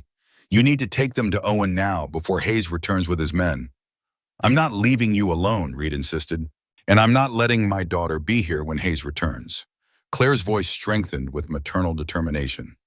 We both know what happens next, Reed. Hayes brings men, forces his way in, searches the property. If he finds those papers, if he finds Audrey, she broke off, a coughing fit racking her frail body. Reed knew she was right. Hayes was escalating, moving toward a confrontation that Reed couldn't win through force alone.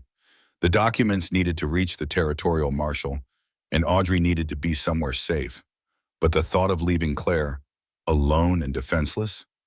I'll send for Dr. Walker, he said finally. He can stay with you while I'm gone. Claire nodded, relief in her eyes. Thank you. Reed turned to Audrey, who stood watching them both with the solemn understanding of a child who had grown up too quickly.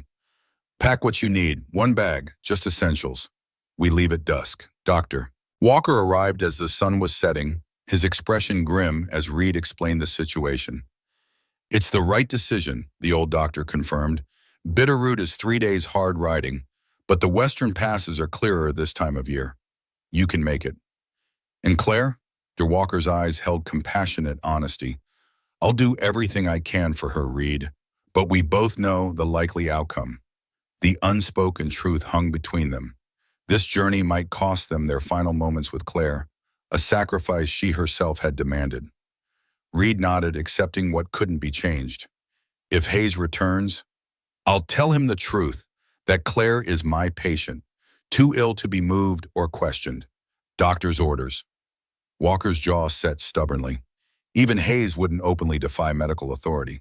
Bad for public image. With arrangements made, Reed found Claire alone in the bedroom, Audrey having gone to pack her few belongings. Despite her weakness, Claire had insisted on sitting up, her back supported by pillows, her hands folded in her lap with deliberate composure. "You'll need this," she said, holding out a folded paper. "Directions to Owen's cabin. It's remote by design. He values his privacy." Reed took the paper, noting the precise handwriting, a school teacher's hand, neat despite her illness. "I'll get her there safely," he promised, "and I'll bring her back when it's safe." "If," Claire corrected gently, "if it's safe, and if I'm still here." She reached for his hand, her skin hot with fever, yet her grip surprisingly firm. "Reed, I need you to understand something. If I don't survive this—" "Claire, no, let me finish." Her eyes held his, unwavering. "If I don't survive, I want you to consider keeping Audrey with you. Not out of obligation or guilt, but because I believe you've come to care for her, and she for you." Reed felt a tightness in his chest, emotions he'd kept carefully controlled threatening to break free. "She has her uncle," he said carefully. "Owen is a good man, but he lives a solitary life, a life of mourning, much as you did before we arrived." Claire's gaze was penetrating, seeing past his defenses. "You've changed since we met, Reed. Found purpose again. Perhaps even begun to heal." "Because of you," Reed admitted softly. "Both of you." "Then honor that by considering my request." Claire's voice faltered slightly. "She'll need a father, not just a guardian, someone who understands loss, but hasn't been consumed by it." Before Reed could respond, Audrey appeared in the doorway, a small bundle of belongings clutched to her chest. Her eyes moved between them, sensing the weight of the moment. "I'm ready," she said quietly. Claire opened her arms, and Audrey came to her, the two embracing with the desperate knowledge that it might be their last. Reed stepped outside, giving them privacy for their goodbyes, his throat tight with emotions he couldn't name. Dr. Walker was waiting on the porch, medical bag at his feet. "I've prepared some medicines for the journey," he said, handing Reed a small packet, "and a letter to my colleague in Bitterroot, should you need medical assistance." "Thank you." Reed hesitated, then asked the question weighing on him. "How will I know? When she—" "I'll send word," the doctor promised, "to the telegraph office in Bitterroot Falls. Daily updates." It was the best they could do, given the circumstances. Reed clasped the older man's shoulder in wordless gratitude, then turned as Audrey emerged from the cabin, her eyes red-rimmed but her chin held high.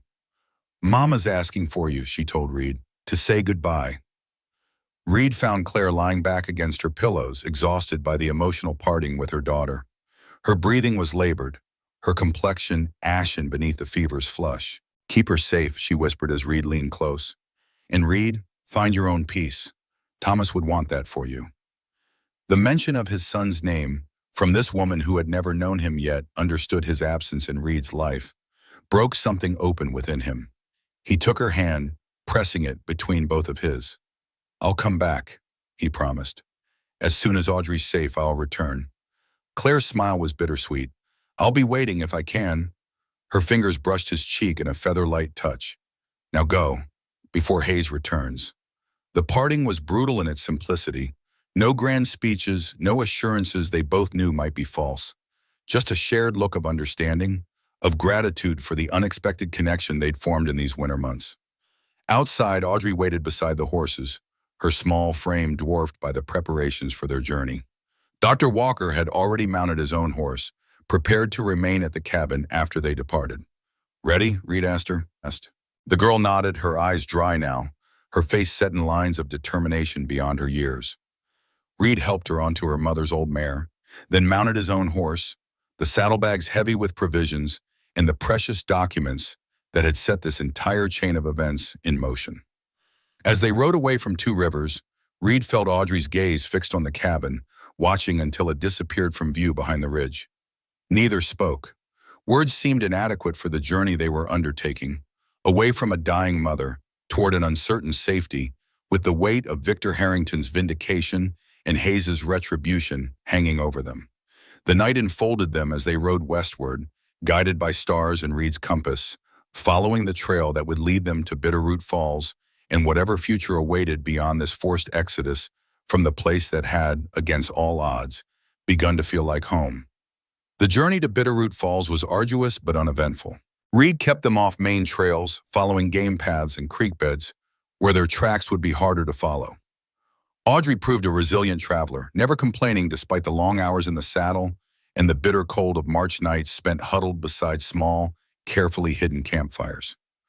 On the evening of the third day, they crested a ridge and saw Bitterroot Falls spread below them, a small settlement tucked against the mountains, thin spirals of smoke rising from chimneys.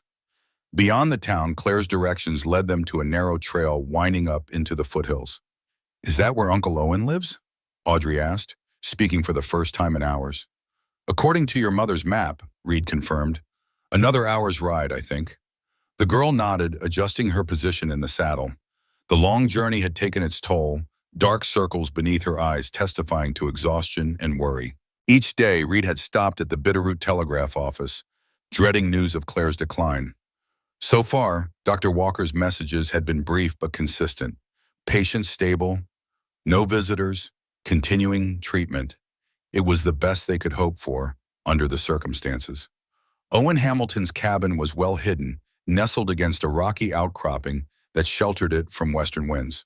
A thin curl of smoke from the chimney was the only sign of the habitation until they drew closer and spotted a figure on the porch.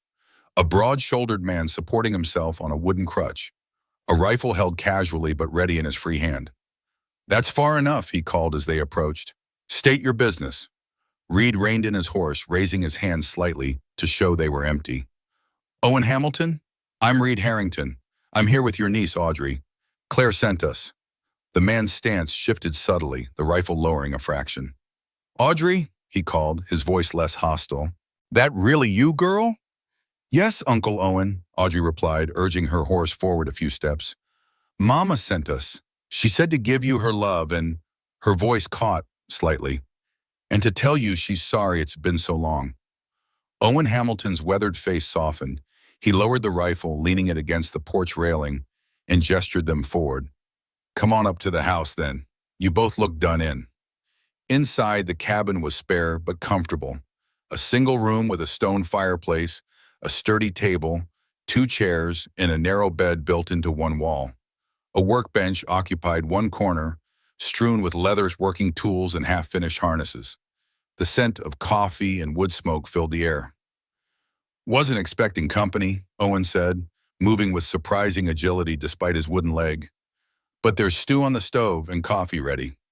He studied Audrey's face as she removed her coat. "You've grown, girl. Been what, 3 years?" "4, Audrey corrected quietly. "Since Papa's funeral." Owen nodded, a shadow crossing his face. "Too long." His gaze shifted to Reed. "Now suppose you tell me why my sister sent her daughter across Montana in the dead of winter with a stranger." Over bowls of venison stew and strong black coffee, Reed explained the situation. Claire's illness, the documents implicating Hayes Pacific, the escalating threats. Owen listened without interruption, his face growing progressively darker. "Hayes," he spat when Reed finished, "should have known. That family's been poisoned since old Theodore first set foot in the territory." He turned to Audrey, who had fallen asleep at the table, her exhaustion finally overcoming her. "Poor girl's worn through. Let me get her settled, then we'll talk more." With surprising gentleness, Owen lifted his sleeping niece and carried her to the bed, tucking a quilt around her small form.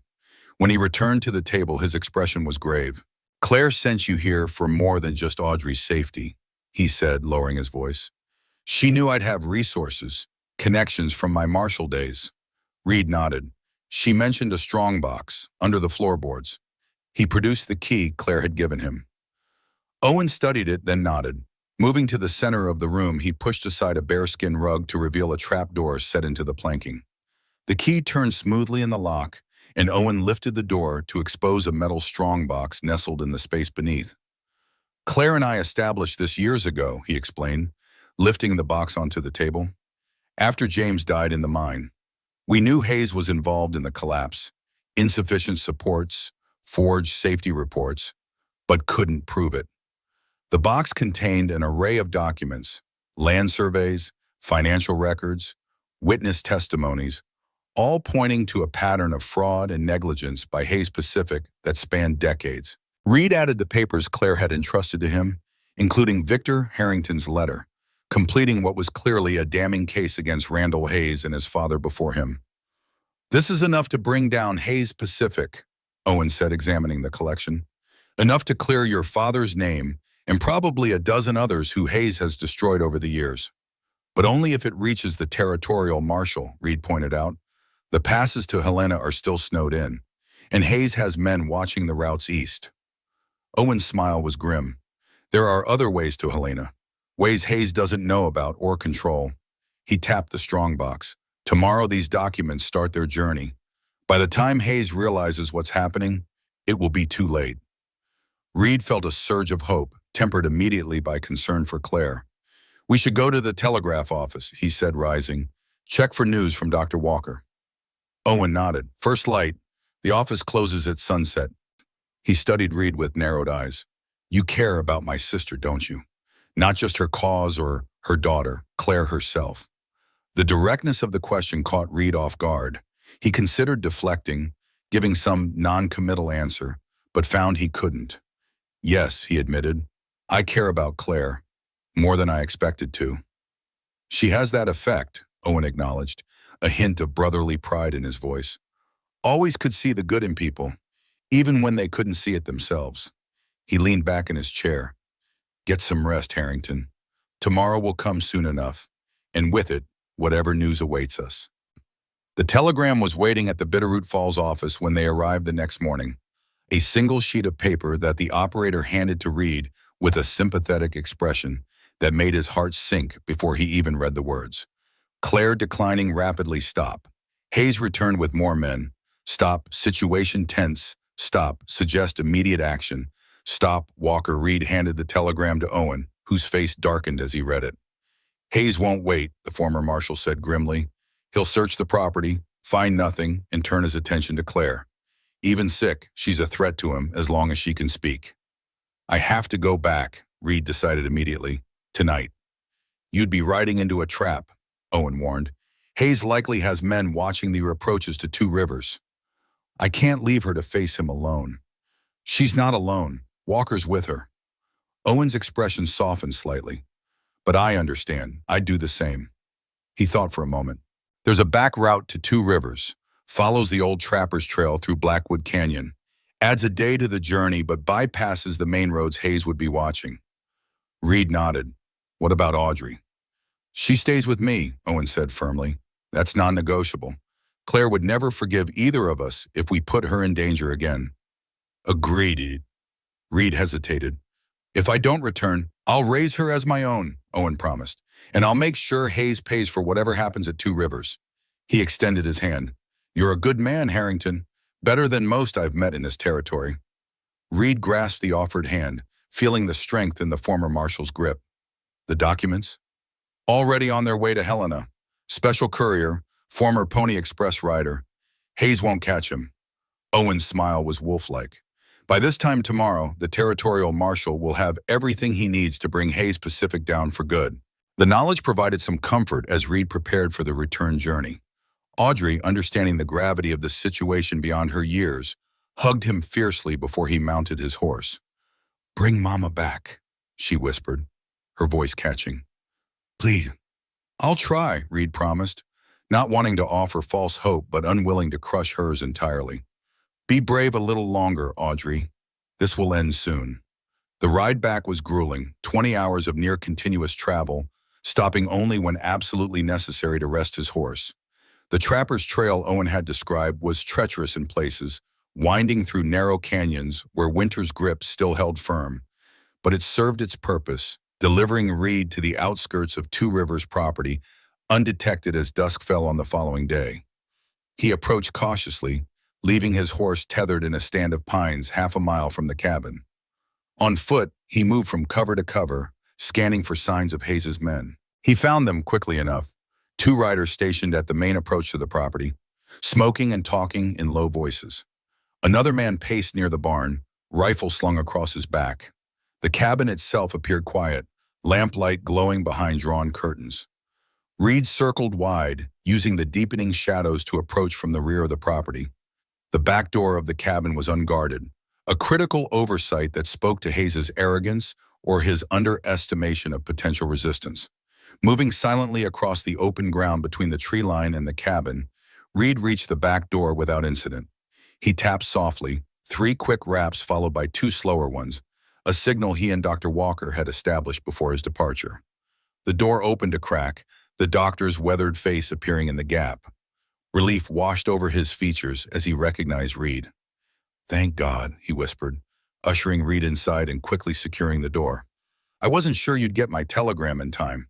"How is she?" Reed asked immediately, noting the doctor's haggard appearance, the strain evident in every line of his face. Dr. Walker's expression told him everything before the words came. "Failing," he said quietly. "The fever's climbing in her lungs." He shook his head. "Hours, Reed, not days." The news, though expected, hit Reed with physical force. "Hayes," he managed. "He's been here twice. Brought 6 men the second time. Insisted on searching the property. When they didn't find the documents, he threatened to arrest Claire for theft.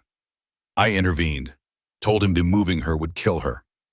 The doctor's jaw tightened. He said that might be the most humane outcome for all concerned. Reed's hands curled into fists at his sides. "Where is he now?" "In town, I think. Left his men to watch the property." Dr. Walker gripped Reed's arm. "He'll be back tomorrow, Reed. With a territorial judge, he's apparently convinced to issue a warrant for Claire's arrest, dying or not. Linger. She won't face that," Reed said with quiet determination. "Neither Hayes nor his corrupt judge will get near her." Dr. Walker studied him, reading the resolve in his face. "She's been asking for you. Go to her. I'll keep watch." Claire lay still as death, her breathing so shallow that for a terrible moment, Reed thought he'd arrived too late. But as he knelt beside the bed, her eyes fluttered open, focusing on his face with effort. "You came back," she whispered, the words barely audible. "Of course I did." Reed took her hand, alarmed by the heat of her skin, the fragility of her fingers in his. "Audrey is safe with Owen. The documents are on their way to Helena." A ghost of a smile touched Claire's pale lips. "Good, that's good." Her gaze held his with surprising intensity. "Hayes?" "Won't trouble you again," Reed promised. "I'll make sure of it." Claire's free hand moved weakly toward his face, and Reed leaned closer to allow her touch. Her fingers brushed his cheek with butterfly lightness. "You found your purpose again," she murmured. "I see it in your eyes." Reed covered her hand with his own, holding it against his face. "Because of you and Audrey." "No," Claire's voice strengthened briefly. "It was always there. You just needed reminding." Her eyes began to drift closed, then opened again with visible effort. "Reed, there's something I need to tell you. Something I should have said sooner." "Rest," Reed urged. "We can talk when you're stronger."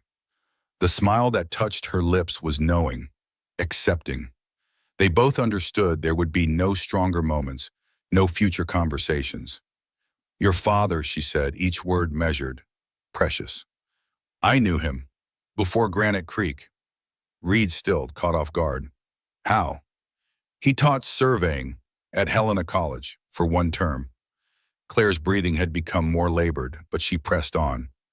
"I was studying to be a teacher. Took his class. He was a good man. A good principled. When the bridge collapsed, when they accused him, I knew it couldn't be true." The revelation stunned Reed. All this time, Claire's connection to his father had been more personal than he'd realized. Not just documents discovered years later, but direct knowledge of the man Victor Harrington had been. "That's why you kept the evidence," he said slowly. "Not just for justice in the abstract. For him specifically. For him. For all the others Hayes destroyed." Claire's fingers tightened fractionally around his. "And now for you and Audrey. To finish what began so long ago." Outside, a dog barked in the distance, probably belonging to one of Hayes's men. Dr. Walker appeared at the bedroom curtain, his expression warning of potential danger. Reed nodded acknowledgement, but didn't move from Claire's side. "I need to go soon," he told her gently, "to ensure Hayes doesn't return and cause you more distress." "I know." Claire's eyes held his, unflinching despite her weakness. "Reed, when it's over, tell Audrey I was brave at the end, that I wasn't afraid." "I will," he promised, his throat tight with emotion he couldn't express. "Though she already knows how brave her mother is." Claire's smile was serene, accepting. "Take care of her, Reed. She needs a father who understands loss but isn't defined by it." Before Reed could respond, Dr. Walker appeared again, more urgently this time. "Riders approaching," he whispered. "Multiple. moving fast. Reed rose reluctantly, still holding Claire's hand. "I'll be back," he promised. "I know," she whispered, though they both understood the likelihood of another reunion was slim. Claire's journey was measured in hours now, perhaps only minutes. "Go, finish this." With a final squeeze of her hand, Reed moved away, following Dr. Walker to the main room where his rifle waited by the door. "Hayes?" he asked, checking that the weapon was loaded. "Appears so," the doctor confirmed. 6 riders at least. Reed considered their options. They were outnumbered, but he had the advantage of surprise. Hayes wouldn't expect him to have returned from Bitterroot already. "Stay with Claire," he instructed. "Whatever happens out there, don't leave her side." Dr. Walker nodded, understanding the gravity of the moment. "Be careful, Reed. Hayes has nothing to lose now. Makes him dangerous." Reed slipped out the back door, circling through the shadows until he reached the barn. From this vantage point, he could see the approaching riders. Randall Hayes in the lead, followed by Marcus Sheridan and 4 armed men Reed didn't recognize.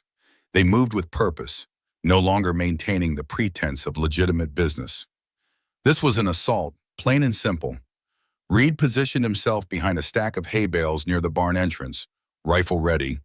The Winchester felt familiar in his hands, a reassuring weight against the overwhelming odds he faced. 1 man against 6 heavily armed mercenaries. The math was simple, the outcome likely grim, but Reed had 3 advantages: position, surprise, and most importantly, nothing left to lose. Claire was dying, Audrey was safely hidden away, and the documents that would bring Hayes Pacific crashing down were already en route to Helena with a courier who knew every hidden trail in the territory. All that remained was to ensure Claire's final hours passed in peace, free from Hayes's intimidation and the chaos of violence. If that meant Reed Harrington's final stand would happen in this weathered barn on land his father had once surveyed, then so be it. Some prices were worth paying. The riders approached with military precision, Hayes in the center giving silent hand signals that his men obeyed instantly. They dismounted in unison, boots hitting the mud with practiced efficiency. Hayes gestured toward the cabin, then the outbuildings. His men fanned out, weapons drawn, moving with the confident swagger of men accustomed to intimidating rather than being intimidated. Reed held his breath, watching Marcus Sheridan break from the group. The ex-Pinkerton detective moved toward the barn with the careful, measured steps of a predator. His hand rested on his holstered Colt, eyes scanning every shadow. This was no common hired gun. Sheridan had hunted men across 3 territories and, according to rumors, rarely brought them back alive. Reed adjusted his grip on the rifle, calculating angles and timing. He'd get 1 shot, maybe 2 if luck was with him. After that, it would come down to whatever Providence had planned for him. Sheridan paused at the barn entrance, listening. The late afternoon sun cast his shadow long across the threshold. He drew his revolver and stepped inside, his movements fluid and practiced. The moment his boot crossed from sunlight into shadow, Reed emerged from behind the hay bales, his rifle aimed squarely at Sheridan's chest. "That's far enough," Reed said, voice dangerously quiet. Sheridan's reaction was immediate but controlled. His gun hand froze, muscles tensed, eyes quickly assessing Reed's position, the distance to cover, the angle of the rifle barrel pointed at his heart. His expression betrayed only mild surprise, the face of a man who'd survived by never being completely caught off guard. "Harrington, Shaum," he said, voice even. "Thought you were halfway to Canada by now." Disappointed? Surprised. Not many men would come back to certain death. Reed allowed himself the faintest smile. "That makes 2 of us then." Sheridan's eyes narrowed, recalculating. "What's your play here? You must know how this ends." "I do," Reed said, tightening his finger imperceptibly on the trigger. "With you calling Hayes in here, alone. And why would I do something that foolish? Because your alternatives are limited." Reed tilted his head slightly. "I pull this trigger, you die instantly. Then I start working through Hayes's men one by one until he has no choice but to face me. How many of his paid guns do you think he'll sacrifice before he shows courage? 2? 3?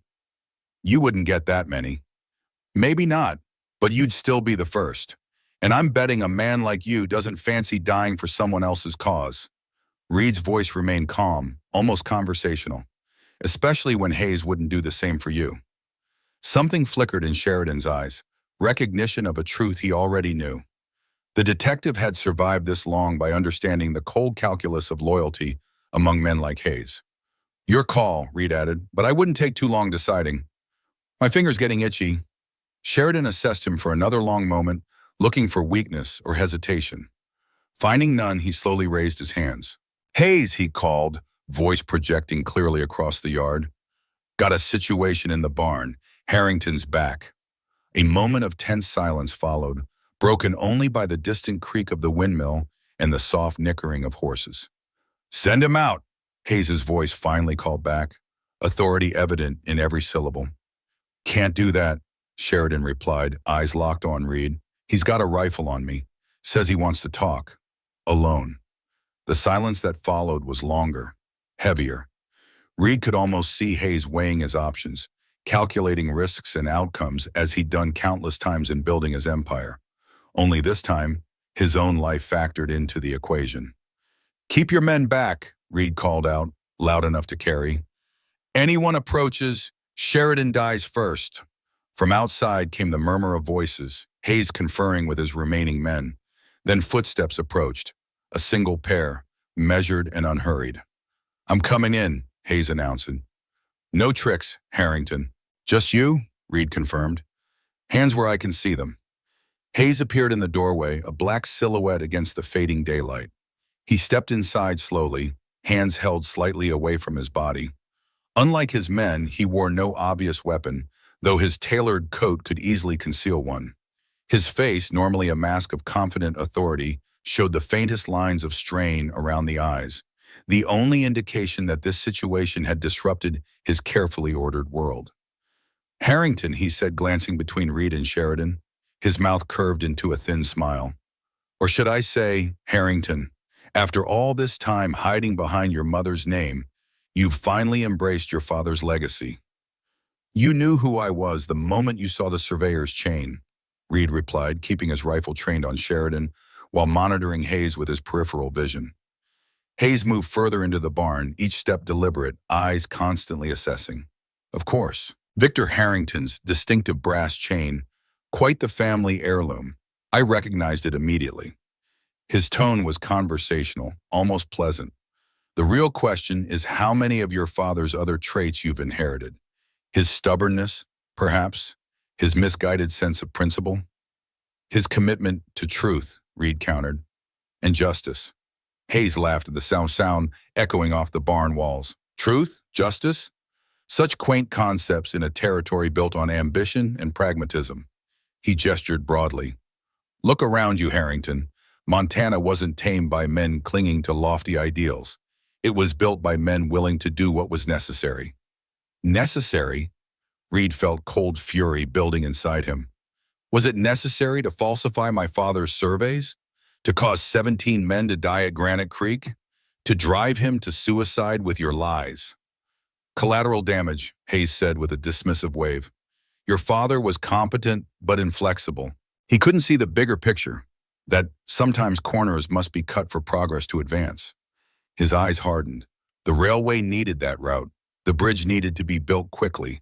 Your father's excessive caution was an impediment to progress. So you forged documents and blamed him for the collapse.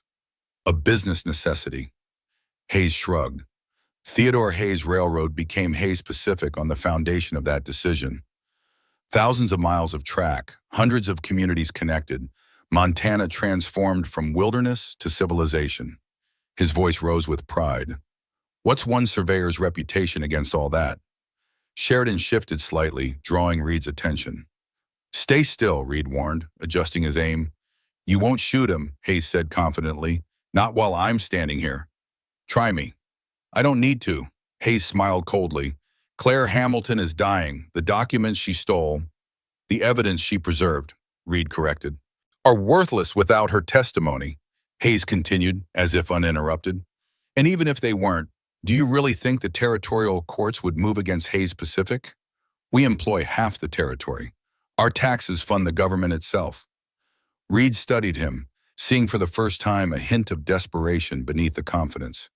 If you truly believe that, you wouldn't be here with armed men. You wouldn't have tried to buy my silence. You wouldn't have burned Lloyd's office or hunted Claire across Montana. He leaned forward slightly. You're scared, Hayes. For the first time in your life, you can't buy or threaten your way out of trouble. Hayes's composure cracked, just for an instant, before he regained control. The documents are beyond your reach, Reed continued, on their way to the territorial marshal as we speak. Men who can't be bought or intimidated. Your empire ends here. For the first time, genuine emotion flashed across Hayes's face. Not fear, but pure, unfiltered rage. You think this ends with me? Hayes Pacific is bigger than one man. We have connections in Helena, in Washington. Documents can be lost. Witnesses can disappear. His voice dropped to a menacing growl. Claire Hamilton is dying, yes, but her daughter isn't. How long do you think she'll last once you're gone? The threat against Audrey ignited something primal in Reed. She's beyond your reach, he said, his voice deadly calm. As is the truth about your family's crimes. Hayes's eyes narrowed, calculating. Everyone has their price, Harrington. Name yours. The ranch? 10,000? 50? A position with Hayes Pacific? When Reed remained silent, Hayes pressed on. Don't be a fool like your father. There's still a place for you in the new Montana we're building. There's no place for men like you in any Montana worth building, Reed replied. Something shifted in Hayes's expression. A hardening, a decision made. His right hand moved suddenly toward his coat.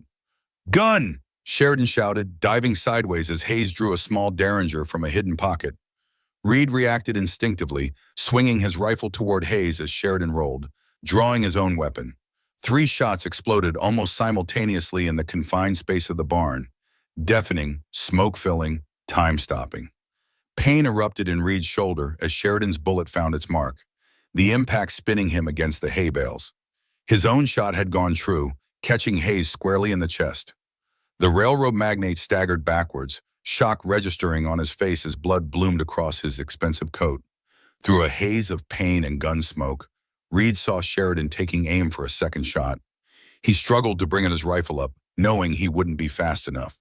A 4th shot cracked from the doorway. Sheridan jerked violently, his revolver discharging harmlessly into the ground as he collapsed. In the doorway stood Owen Hamilton, his rifle still raised, smoke curling from the barrel. His weathered face was set in grim determination, his wooden leg planted firmly in the dirt. Sorry I'm late, he said, moving quickly to Reed's side while keeping his weapon trained on the fallen men. Started riding as soon as I got your telegram. Figured you might need backup. He glanced at Hayes, who lay gasping, blood bubbling at his lips. Wouldn't have bothered hurrying if I'd known you had things under control. Reed pressed a hand to his bleeding shoulder, pain radiating through his chest. Audrey? Safe at my cabin with a friend. I wasn't about to bring her back into this. Owen checked Reed's wound with practiced hands. You'll live. Bullet went clean through. Outside, horses' hooves thundered away. Hayes's remaining men fleeing, loyalty evaporating at the first sign that the tide had turned. Owen turned to Hayes, who was struggling for breath, eyes wide with the realization of his own mortality. The mighty railroad baron, who had built an empire on others' suffering, now reduced to a dying man on a dirt floor. You know what your mistake was, Hayes? Owen said, kneeling beside him. You thought money could buy everything, land, laws, lives, but some things can't be purchased. He nodded toward Reed. Honor, justice, family. Hayes tried to speak, blood staining his lips, but only managed a wet, gurgling sound. His eyes fixed on Reed, filled with a mixture of hatred and something that might have been respect, before the light in them slowly dimmed. He's gone, Owen said after checking for a pulse. End of an era. Reed struggled to his feet, pain shooting through his wounded shoulder. Claire, he gasped. Need to get to her. Owen helped him toward the door.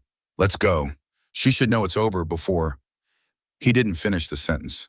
He didn't need to. As they stepped outside, the setting sun broke briefly through the clouds, bathing the land in golden light. Two Rivers Ranch stretched before them, peaceful despite the violence that had just transpired. In that moment, it struck Reed as fitting that Hayes had died here on land his family had tried to steal, surrounded by the very boundaries his greed had attempted to redraw. Now a different kind of boundary had been crossed, between past and future, between justice delayed and justice delivered, between a life defined by loss and one defined by what might yet be saved. Reed struggled to his feet, pain radiating from his wounded shoulder. "Claire," he managed, staggering toward the door. "Go," Owen said, rising. "I'll clean up here." The short distance to the cabin seemed endless, each step sending fresh waves of agony through Reed's body. "Doctor." Walker met him at the door, his medical instincts immediately focusing on Reed's wound. "Let me see that," he began, reaching for Reed's bloodied coat. "Claire first," Reed insisted, pushing past him toward the bedroom. He found her as he'd left her, lying still and pale against the pillows. For a terrible moment he thought he'd returned too late, that she had slipped away during the confrontation. Then her eyes opened, focusing on him with effort. "You're hurt," she whispered, her gaze falling to his bloodied shoulder. "It's nothing," Reed assured her, sinking to his knees beside the bed. "Hayes is dead. It's over, Claire. Truly over." A smile of profound relief touched her lips. "Audrey?" "Safe with Owen, who, as it happens, arrived just in time to save my life." Reed took her hand, finding it cooler than before, the fever breaking not in recovery, but in the final ebbing of life. "She'll be well cared for, Claire. I promise you that." "By both of you," Claire murmured. "Two fathers instead of none." Her eyes held his, a final request in their depths. "Stay with me? Until it's done?" "I'm not leaving," Reed promised, settling himself more comfortably beside her, despite the pain in his shoulder. "Not this time." Dr. Walker appeared with bandages and medicinal whiskey, tending to Reed's wound as best he could without disturbing his vigil. Outside, they could hear Owen taking charge, directing the removal of bodies, establishing order in the aftermath of violence. But within the quiet of the bedroom, time seemed suspended. Reed held Claire's hand as her breathing grew more labored, then gradually more peaceful. They spoke little. Words seemed inadequate for the journey they'd shared, the unlikely bond formed in the harshest of winters. As the last light faded from the sky outside, Claire Hamilton slipped away quietly, her hand still held in Reed's, her face peaceful at last. Walker, who had remained nearby, confirmed what Reed already knew with a gentle hand on his shoulder. "She didn't suffer at the end," the old doctor said quietly. "That's a blessing few with consumption receive." Reed nodded, unable to speak past the tightness in his throat. He arranged Claire's hands on her chest, brushed a strand of hair from her forehead in a final gesture of tenderness, and rose to face what came next. Spring arrived late to Montana Territory that year, the last snow melting reluctantly from north-facing slopes well into May. At Two Rivers Ranch, the transformation was dramatic. Brown fields giving way to green, trees budding with new life, and wildflowers appearing in sheltered meadows where once only white had dominated. Reed Harrington stood on the porch of the cabin, surveying these changes with the eye of a man who had weathered his own profound transformation. His wounded shoulder had healed well, though it still ached when rain threatened. The territorial marshal had arrived 3 weeks after Hayes's death, armed with the documents that confirmed everything. Hayes Pacific's systematic fraud, the false evidence against Victor Harrington, the pattern of intimidation and occasional murder that had built a railway empire. Justice had come, belated but undeniable. Hayes Pacific Railway was dismantled, its assets seized, its remaining executives facing charges. Victor Harrington's name was officially cleared, the territorial governor issuing a posthumous apology for the miscarriage of justice. But these vindications, satisfying though they were, paled beside the more personal transformation that had occurred at Two Rivers. The ranch was coming to life, not just with spring's renewal, but with human presence. Owen Hamilton directing the construction of an addition to the cabin, workers bringing in supplies, and at the center of it all, Audrey. She was sitting now near the newly planted apple tree that marked her mother's grave, a book open on her lap, her face turned toward the sun. At 10 years old, she carried a gravity beyond her years, the weight of all she had witnessed and lost. But there were moments now, increasingly frequent, when childish joy broke through, when she laughed or played or lost herself in the simple pleasures of exploring the awakening ranch. "She's doing well," Owen said, joining Reed on the porch. The former marshal had proven himself a steady presence in the aftermath of tragedy, dividing his time between his Bitterroot cabin and Two Rivers, ensuring his niece had both space to grieve and family to support her. Claire would be pleased. Reed nodded, watching as Audrey carefully placed a wildflower on the fresh earth beside the sapling. She has her mother's strength, he observed, and her father's curiosity. And two guardians who understand loss, Owen added. That matters, especially now. The legal arrangements had been completed the previous week. Joint guardianship of Audrey Hamilton granted to her Uncle Owen and to Reed.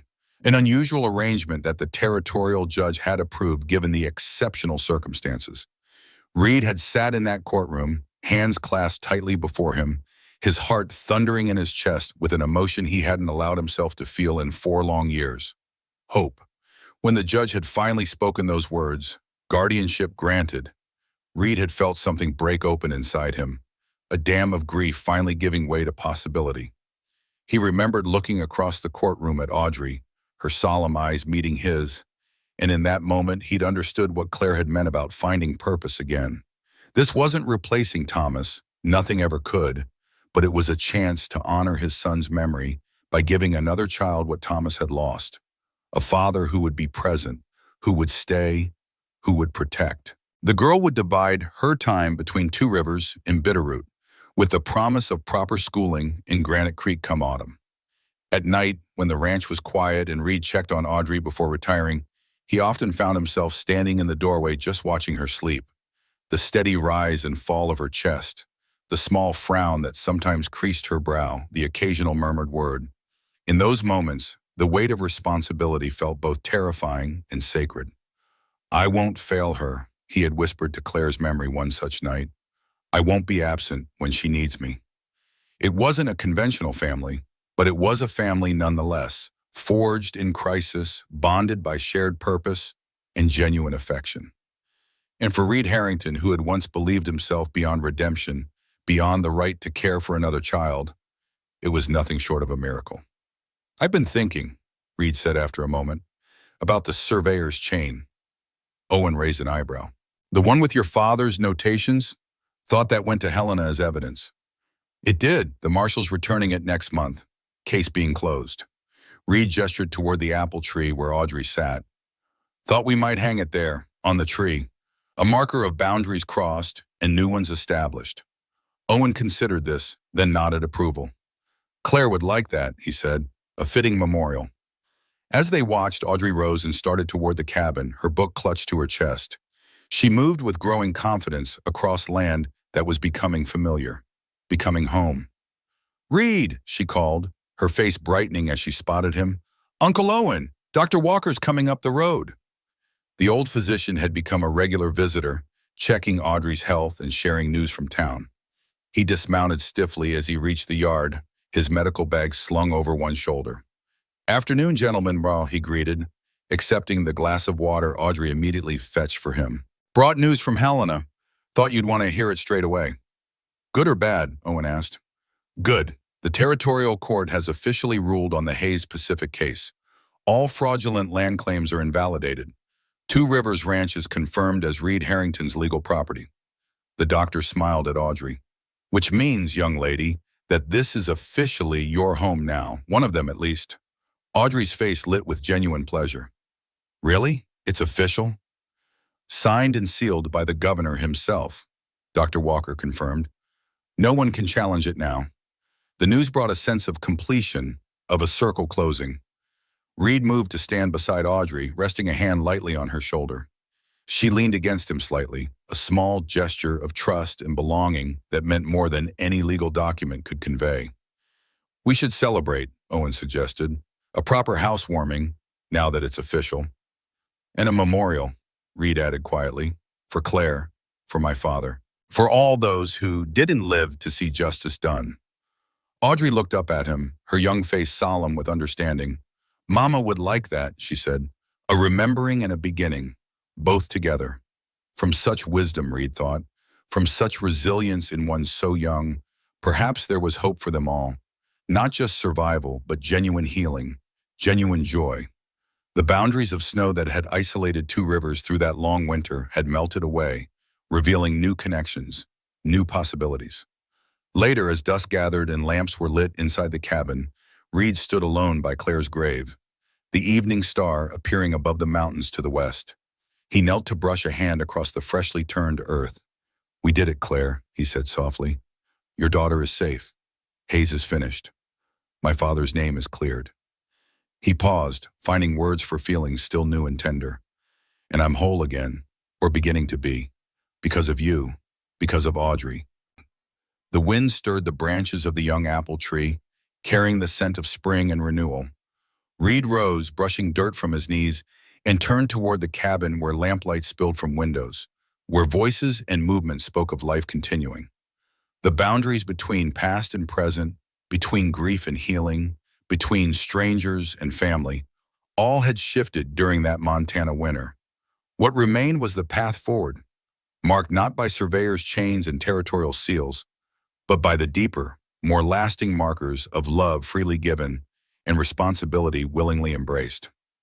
Reed Harrington walked back toward the cabin, toward home, with steady steps and a heart finally at peace.